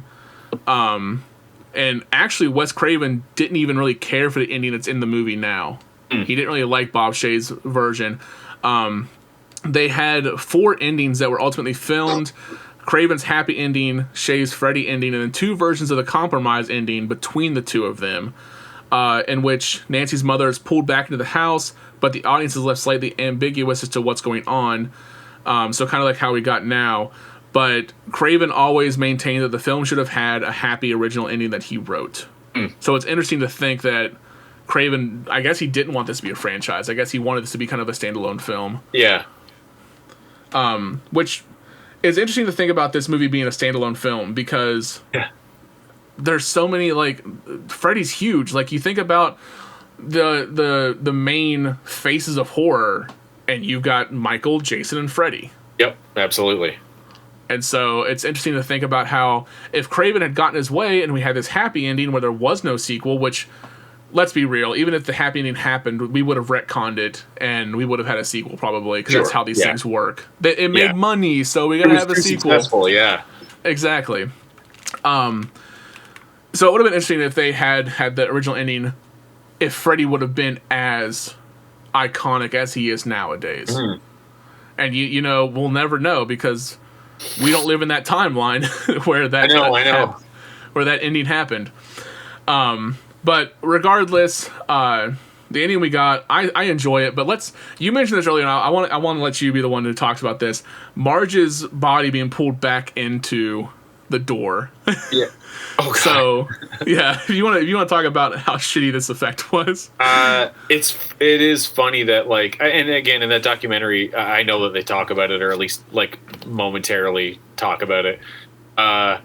It is just, like... crazy to me that, you know, like, they shot that and they were like, cool, I guess we're going with that, because it's so like I don't know anybody that sees that ending that doesn't, like, laugh their head off, because it's so, like, it just looks like an inflatable doll. It looks like they had a blow up doll they just pulled back into the window. 100%. Like why, you know, why? I mean, like, budgetary reasons, I'm sure, but I'm like, you know, like, imagine if, like, maybe they just made, like, a breakaway door. And he just, like, pulled her, like, you know, he could stick his arm through the window and then pulled her through the door. The door breaks or something like that. Exactly. Could have worked, but, you know, it's, again, it's that probably would have cost that much more money, and that would have been a whole extra day of shooting. Exactly. Whereas, and this was a low budget kind of film anyway, so. Yeah, totally. It takes 5 seconds to pull a blow up doll through a window. Through a hole in a window, exactly. Yeah, so it's just, it's such a, you know, I mean, it's all the movies are gonna have moments that are kind of goofy like that. You know, there's the part in part 2 where the bird explodes, and it's like the worst effect of all time. Like you can literally like frame by, because it's like the parakeet that explodes, and it's like if you frame by frame it, it's like parakeet, parakeet, parakeet, parakeet. The next frame is like a giant paper mache bird that just like explodes. It's so jarring and awful. The effect. So it's like, you know, all these movies that we love, they were budget movies once upon a time, you know what I mean? So it's like they have flaws, but we overlook them because who cares? We overlook them because we appreciate and care about these movies. Exactly. Totally. Speaking of flaws we overlook, real quick, I just want to mention this. It's another tangent. My favorite shitty effect ever is in Friday the 13th Part 3. And it's the scene in the beginning where the snake jumps out of the cage at the guy, and you can see the wire attached to it because they're trying to make everything 3D in this in this one, and you can literally see the wire attached to the fake snake as they pull it forward to make it hit the 3D mark. Go back and watch it, and you'll see it for sure. Yeah. Yeah, I want to do a rewatch of all the Friday films, and all I remember is in Part 3 as well. If I'm remembering correctly, the like harpoon through the eye. Like, you can see the string on that as well. Oh my god! Yeah. Like the worst effect ever. But you just like you laugh at it and you move on. Exactly right. We love the cheesy movies, so we got to laugh at it and move on. You know, it's like with 100%. With the original It miniseries, it's like it was a TV movie, so they really couldn't go too crazy with the effects. So it's like, you know, when Pennywise comes out of the drain, or when he goes back in the drain in the shower, it's like claymation, like when he's opening it up. Oh yeah. Like, oof. Like you watch it now and it's like, well, that looks like shit, but it's charming because it's like it's the 80s and it's like you love it because of that. Well, let me tell you, as an 8-year-old watching that movie, that scene in particular scarred the shit out of me. Totally. I remember being a kid taking showers, and when I was washing my hair, I would force the soap down the drain, hoping that it would like blind Pennywise or whatever who was in the drain. I'm just like, it was. That's amazing. Just kid stuff, you know. Even like, like speaking of like kind of scary claymation stuff. Like, do you remember Pee-wee's Big Adventure? Oh my God, yes. Like that one scene, Large Marge. Yeah. Large Marge. It was like terrifying. Yeah, it absolutely was terrifying. Yeah. Oh my God, yeah. Thinking about that now, I'm gonna have nightmares now. Thank you.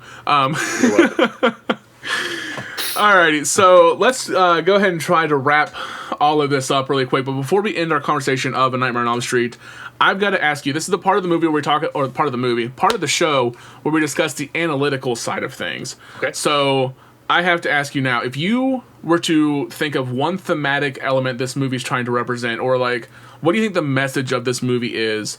What's the deeper meaning of A Nightmare on Elm Street besides just a slasher movie? In your opinion?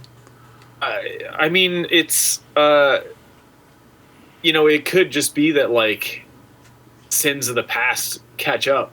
You know what I mean? I'm so glad you said that, because I have that literally written down in my notes. Yeah, like, kind of like a two wrongs don't make a right. Like, you know, it sucks that Freddy was freed because the search warrant wasn't signed in the right spot. And, you know, I understand why the parents are like, well, fuck it, let's just burn this guy to death. Exactly. But, I mean, you know, you're not supposed to go out and murder people. So yeah, it's like it's their sins that haunt.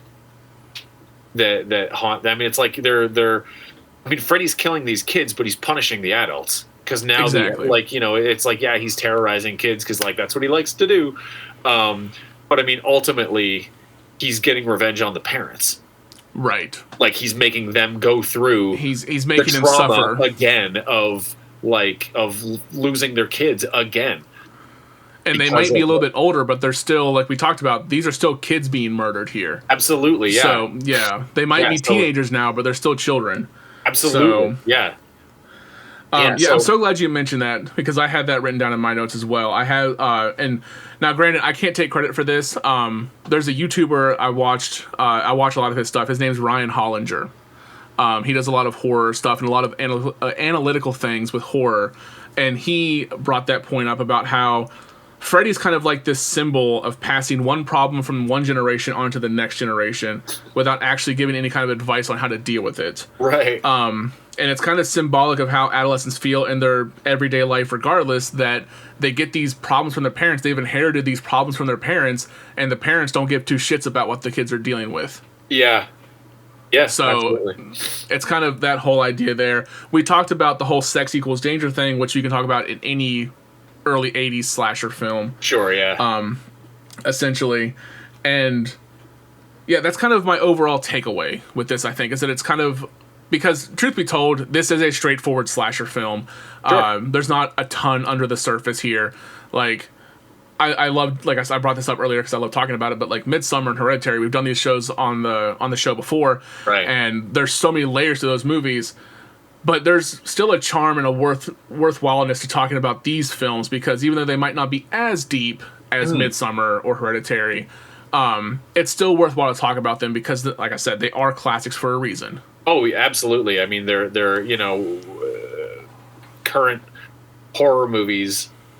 To a degree, everything to, the slasher movies and stuff like that. Like, you know what I mean? It's like these like Freddy, Jason, and Michael Myers and stuff. They're like the blueprints for the evolution of horror down the road. Absolutely. Like we wouldn't have Scream if it wasn't for like Michael Myers and stuff like that. Like horror is an evolution, and these movies, 80s movies, are such an important building block in 100%. This evolution. Yeah. And so you have to talk about these movies in order to get to those more modern day movies that do have deeper meanings behind them. Yeah. And honestly, if there's any other film that you can think of that are like, that's more deep, that has more depth than this film is, that you love and want to come back on the show and talk about, be my guest. You are more than welcome to come back anytime you want to. That's awesome. And yeah. We'll talk about a more analytical film. So when we can go deeper into like whether or not it's like deeper films or just like, because these ones are also important too. And like I said, if you ever do a part two, definitely let me know, because absolutely part two lives in my heart. I love part two. You love part one, but part two is your real passion. It's just because it's the one that got me really I get that. Loving art, and it's like our loving horror. I mean, like I love that part two has such an appreciation now. Because obviously, and they touch on this in Never Sleep Again, and they touch on it. There's a documentary called Scream Queen: My Nightmare on Elm Street. I was gonna bring that up, but I didn't find a way to segue it into this. Yeah. There we go. There you go. Yeah. Which is so good, such a good movie, and I feel like I lost what I was talking about. Oh, you're good. I lost my train of thought. Trust me, it happens to me more than often than not on this show. I'll be rambling on about something, and I'll be like, "Shit, what the hell was I just talking about?" I remember what I was talking about. Just movies that are appreciated now. Like at the time. Found my way back. At the time, obviously, it's like, there's all this like, oh, it's like a gay horror movie and stuff like that, and it's like it was made fun of for that at the time, but now it's really embraced because of that, which is fucking awesome. Scream Queen is so good, and Mark Patton is just such an awesome dude. It sounds like name droppy and douchey, but it's like I've become friends with Mark Patton over the years. Okay. I was supposed to help out with interviewing people in Scream Queen. Like he's oh shit, that's awesome. Yeah, like he's been really helpful. Like we became friends on Facebook years ago, because sometimes you see like celebrities on Facebook and you don't know if it's them or not. Exactly. And I friend requested him, and then I was like, I don't know if you're the real guy, but if you are, I'm a really huge fan. I love the movie, this and that. And he's like wrote back, and because he's so great with fans and stuff. If you're ever at a horror convention and he's there, go meet him. He's the nicest dude. That's awesome. Yeah, I love hearing that these actors are actually like real people and kind to the people who oh my god, yeah, watch their films. Yeah. I didn't mean to interrupt you there. I just wanted to point that out. It's like it's the whole saying of like never meet your idol because you never know what they're actually going to be like. Yeah. So it's great to hear positive stories. He was great, and he was really supportive of like the art I do, and he was like really supportive in like the Quiet Room Bears that I make. He was a guest at a horror convention in just outside Boston like 10 years ago now, and he was like, come fly down here and sit at my booth with me and bring your art.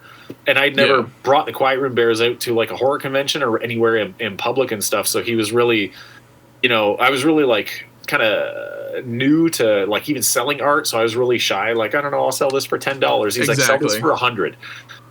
So he really helped me with my art and just like helping. What am I trying to say? Just like kind of getting like he would repost like, hey, everyone check out Lee. He's a great artist. He does that with like a lot of people too. Well, that's awesome.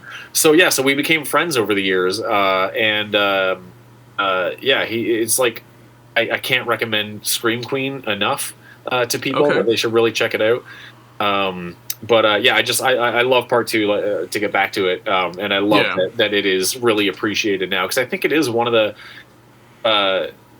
for me anyway. It's everyone has a different favorite and stuff like that. It's all I can't think of the word.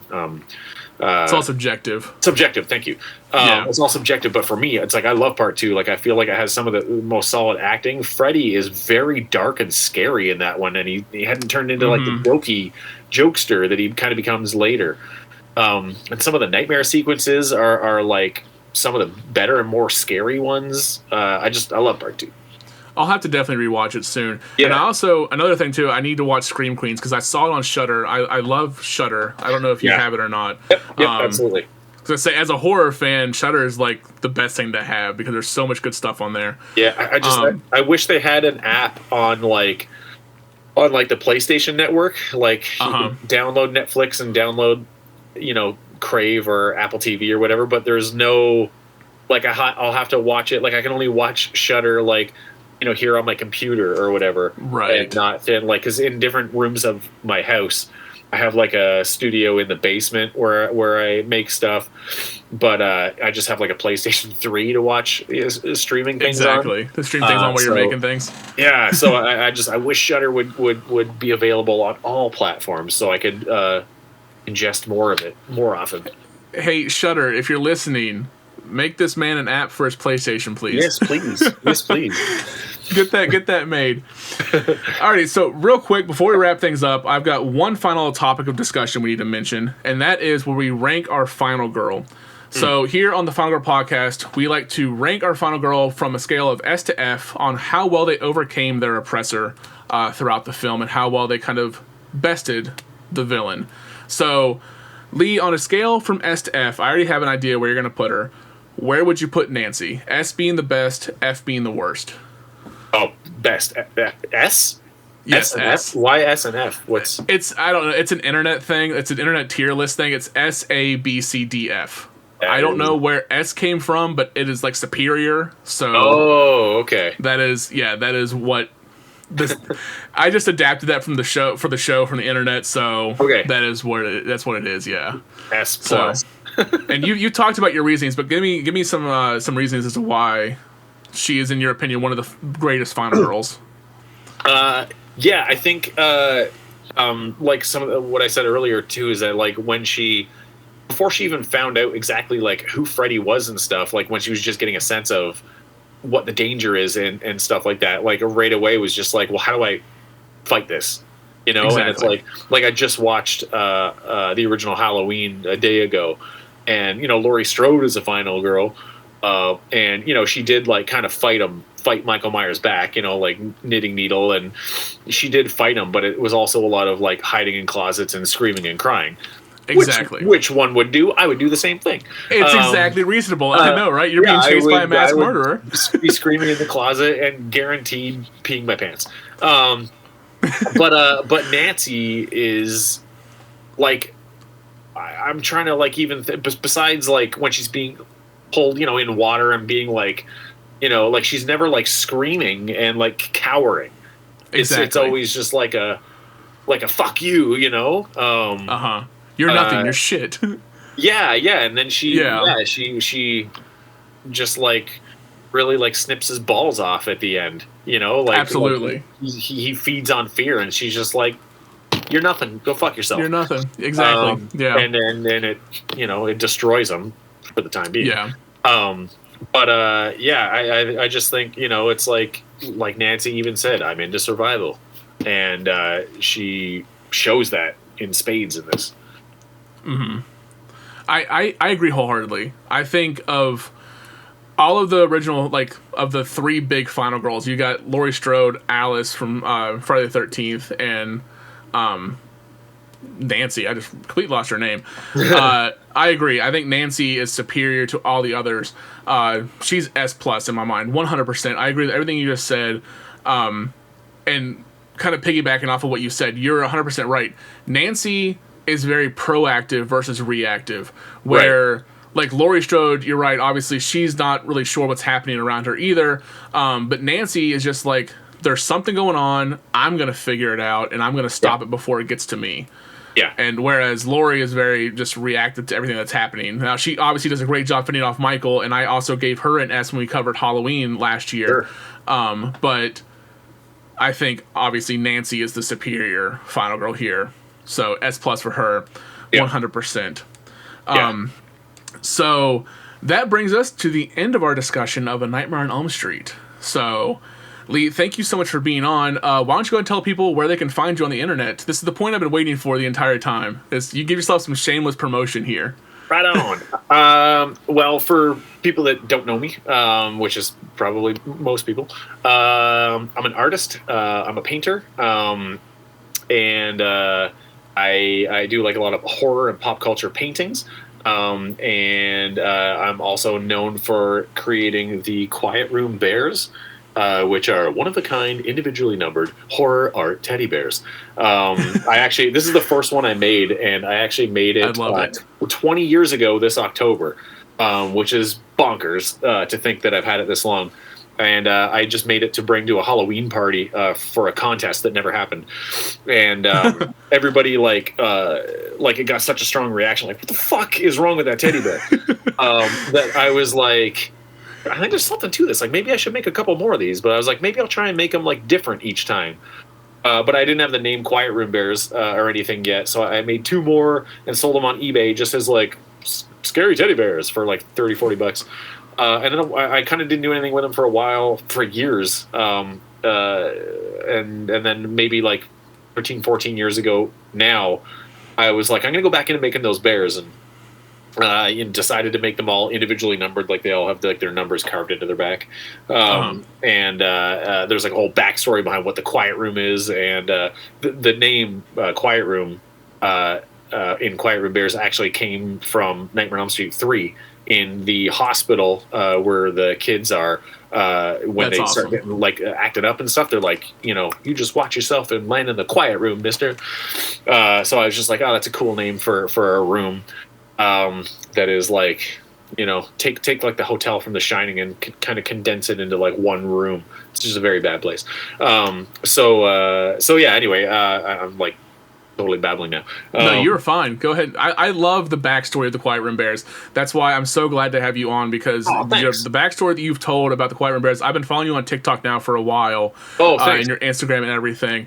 And so I love the backstory. I love the concept of them. Actually, the one with the ram skull or whatever that's sitting behind you. Yes, that's my favorite one you've ever made. This is a lot of people's. Love that one.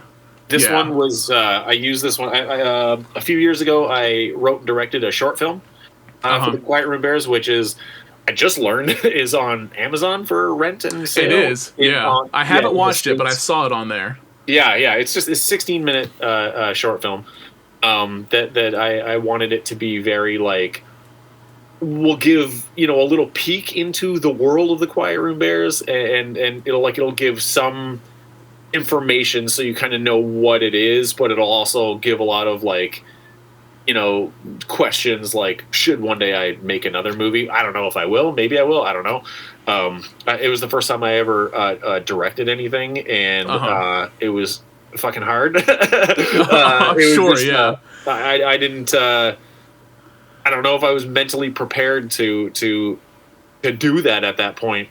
It was a hard it was just hard to do. But I like how it turned out, and the actors in it did a great job. And there's I screened it. It screened around for the first year or so, and there were a couple showings that I showed it at like horror conventions, and like one of the last times it played, one person left because there's a very graphic scene at the end of the movie, and they're I mean, maybe they had to pee, but I like to think that they got too disturbed and left. There was like my girlfriend, she went up to the front of the room to record people watching it, and there's like one guy that was like rocking back and forth and like having a very hard time watching this graphic scene, which like I was like almost crying laughing because it was just like, yay. I mean, I did this to this man. I made him cry. Yeah, like wow. Yeah. I mean, it's like, art should disturb people sometimes, absolutely. right? So like, if it doesn't evoke an emotion, then what's the point of art? Yeah, if people just like walked out and they're just like, "Meh, that's fine," then it's like, shit, I didn't really do my job. But it's like, love it or hate it, it gets a reaction, right? So absolutely, yeah. So so the Quiet Room Bears on TikTok just passed 1 million followers, which is crazy. That's awesome. Congratulations for that. Thanks. I'm just glad there's other like weirdos out in the world like myself that Hi, I'm one of them. My name's Ryan Turner. Welcome to the Weirdo Support Group. Yes. Oh my god. So that is quietroombears.official on TikTok if people want to, because somebody before, because I have one for my art, which is leehoward.art on TikTok, and then I used to show the Quiet Room Bears on there, and then I decided a year or so ago, like, I'm going to make a separate one. Right. And some kid already took, like, the @Quiet Room Bears name or whatever. And so mine's quietroombears.official. There you go. And, so you can find there, and then Instagram is just @Quiet Room Bears, and my art Instagram is @LeeHoward_art, I think. And that's where I post most of my stuff. Okay. Yeah. But, well, guys, definitely go check his stuff out. I can't hype him up enough. His artwork's fantastic. I own some of his pieces. Actually, this is me kind of showing how much of a fan of yours I am. When I found you on TikTok a while back, you drew a mashup between Jack Skellington and Jason. Yes. On pen, with pen. And I ordered the original one of that. Oh, so you have the original? I have the original one of that, yes. Amazing. Not the print, but the actual one that you drew on. Oh, that's so awesome. I own 2 Quiet Room Bears myself, so those are fantastic. Guys, check them out. I believe right now, unfortunately, the bidding will have ended by the time this episode comes out, but right now the Midsummer Bear is for auction on eBay, correct? Yeah, and it's up to like, $600 right now? Yeah, it's up there. Which is why I always put like the movie related ones on eBay, because I get like flooded with messages of like, just sell that one to me. I want that one. Right. And it's like, I can't, pick favorites or whatever. And, also, I mean, honestly, it helps me pay my bills if exactly. it goes up in auction, it's like I'm finally at a place where I can be a full-time artist, which is like, it took me 45 years to get here. Right. But so yeah, it's if I can have a bear go for a giant amount of money and somebody wants to pay that because they like it enough, then everybody wins, except for I guess the people that lost the bid. I mean, it is what it is. I can't. I applaud you on the Midsummer Bear, because I've been looking forward to that bear for a long time, and I think it's absolutely gorgeous. My favorite part of it, and you can ask Michael when we're done with this. I looked at it, and it's the baby doll's head on the back of it with the gas mask, or the exhaust pipe. Yeah, taped to it. Yeah, I kind of forgot, because I put the movie on while I was making some of it, because I mean they take so long to make, right, from start to finish. And I didn't really have anything planned for the back, and because like some movies have a lot of elements that I can incorporate into the bears. Like I did a Pennywise one, and I built a whole sewer, like a round sewer, and like made a little Georgie and a balloon to go inside its stomach, and I had like half a Pennywise face. So there's a lot of elements that I could put into that. So yeah, with this one, I was like, okay, I could like the yellow house for sure, the flowers for sure, the rune stones for sure. I love the runes on the feet. Yeah. Yeah. They turned out really well. It really showed me how much my eyesight sucks when I'm trying to paint like little tiny bloody handprints. Yeah. So that's fun to learn. Trust me, I get that. I'm legally blind without my glasses on, so I know all about shitty eyesight. Oh, so getting old is the worst. I'm blind. But yeah, I kind of forgot about that. The whole like when it's such a fucking like horrible image of that girl. It's a terrifying image. Yeah. So I was like, oh shit, I should put that in like the back of the bear, just so like people like when they're looking at it, it'd be like, oh, this is pretty creepy, and then turn it around and be like, Jesus Christ. And I think, I don't know if you meant this or not, but I love the fact that it's in the background of the bear because it's kind of hidden back there, just like that image is hidden throughout the rest of the movie. Yes. So, again, me maybe digging too deep into something you didn't even realize you did, but... I mean, I didn't do it because of that. It was more because I ran out of, like, room on the front of the bear, and there was a lot of canvas in the back of the bear to put shit in. But that actually, that sometimes I just accidentally... just accidental genius there. Yeah. So, and then the next one is a Scream bear, actually. I saw that on your Instagram. Yeah. I'm gonna have to save up to shell out hundreds of dollars for that because I want it. I love it. Turned out really good. I'm done. I'm actually done it. I just have to number it is all. And it's a big one too. It's quite big. So the Midsummer one's going up, or we'll sell this week, and then next week the new batch of bears are going up. There should be about 30 of them or so, and then in October I'll auction the Scream bear. And then I'm going to have like a very small batch of very special bears that'll go to my patrons only because there's a small group of them. But people will see. The patrons will learn what that is pretty soon. All right, awesome. Yeah. So, guys, all of Lee's stuff is in the description down below. Check him out. Do yourself a favor, go look at his stuff. If you guys are a fan of horror, if you guys just like good art, just go check his stuff out because I can't hype him up enough. His stuff's amazing. So do yourself a favor. I know I'm singing your praises right now, and I'm sure that probably sounds weird. No, I'm such a compliments make me feel like. Some people are like, oh, thank you very much. And I'm like, I'm going to shit my pants. Like, I don't know how to act right now. Like, don't say nice things about me. Tell me I'm ugly. I'm more like... Tell me I'm trash. I appreciate it. So, but yes, thank you so much for being on the show. I really do appreciate it. I think this episode turned out fantastic. We talked 2 hours now about Nightmare on Elm Street. And so it seemed like time just flew by tonight. So absolutely, yeah. Thanks for having me on. It was really fun. Absolutely, yeah.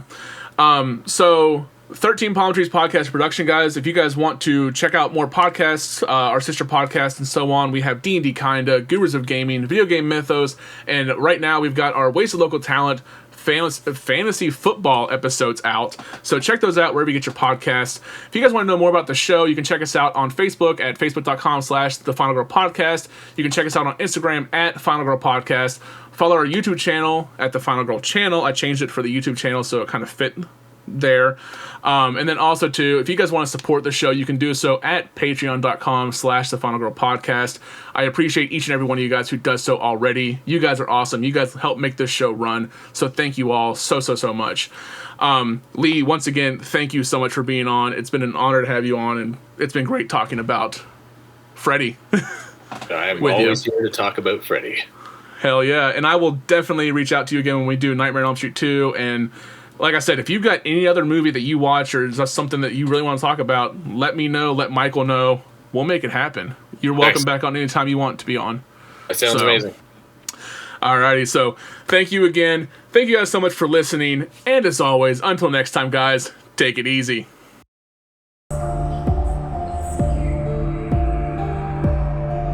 Look, movies like this end when the final girl kills the main bad guy and the credits roll.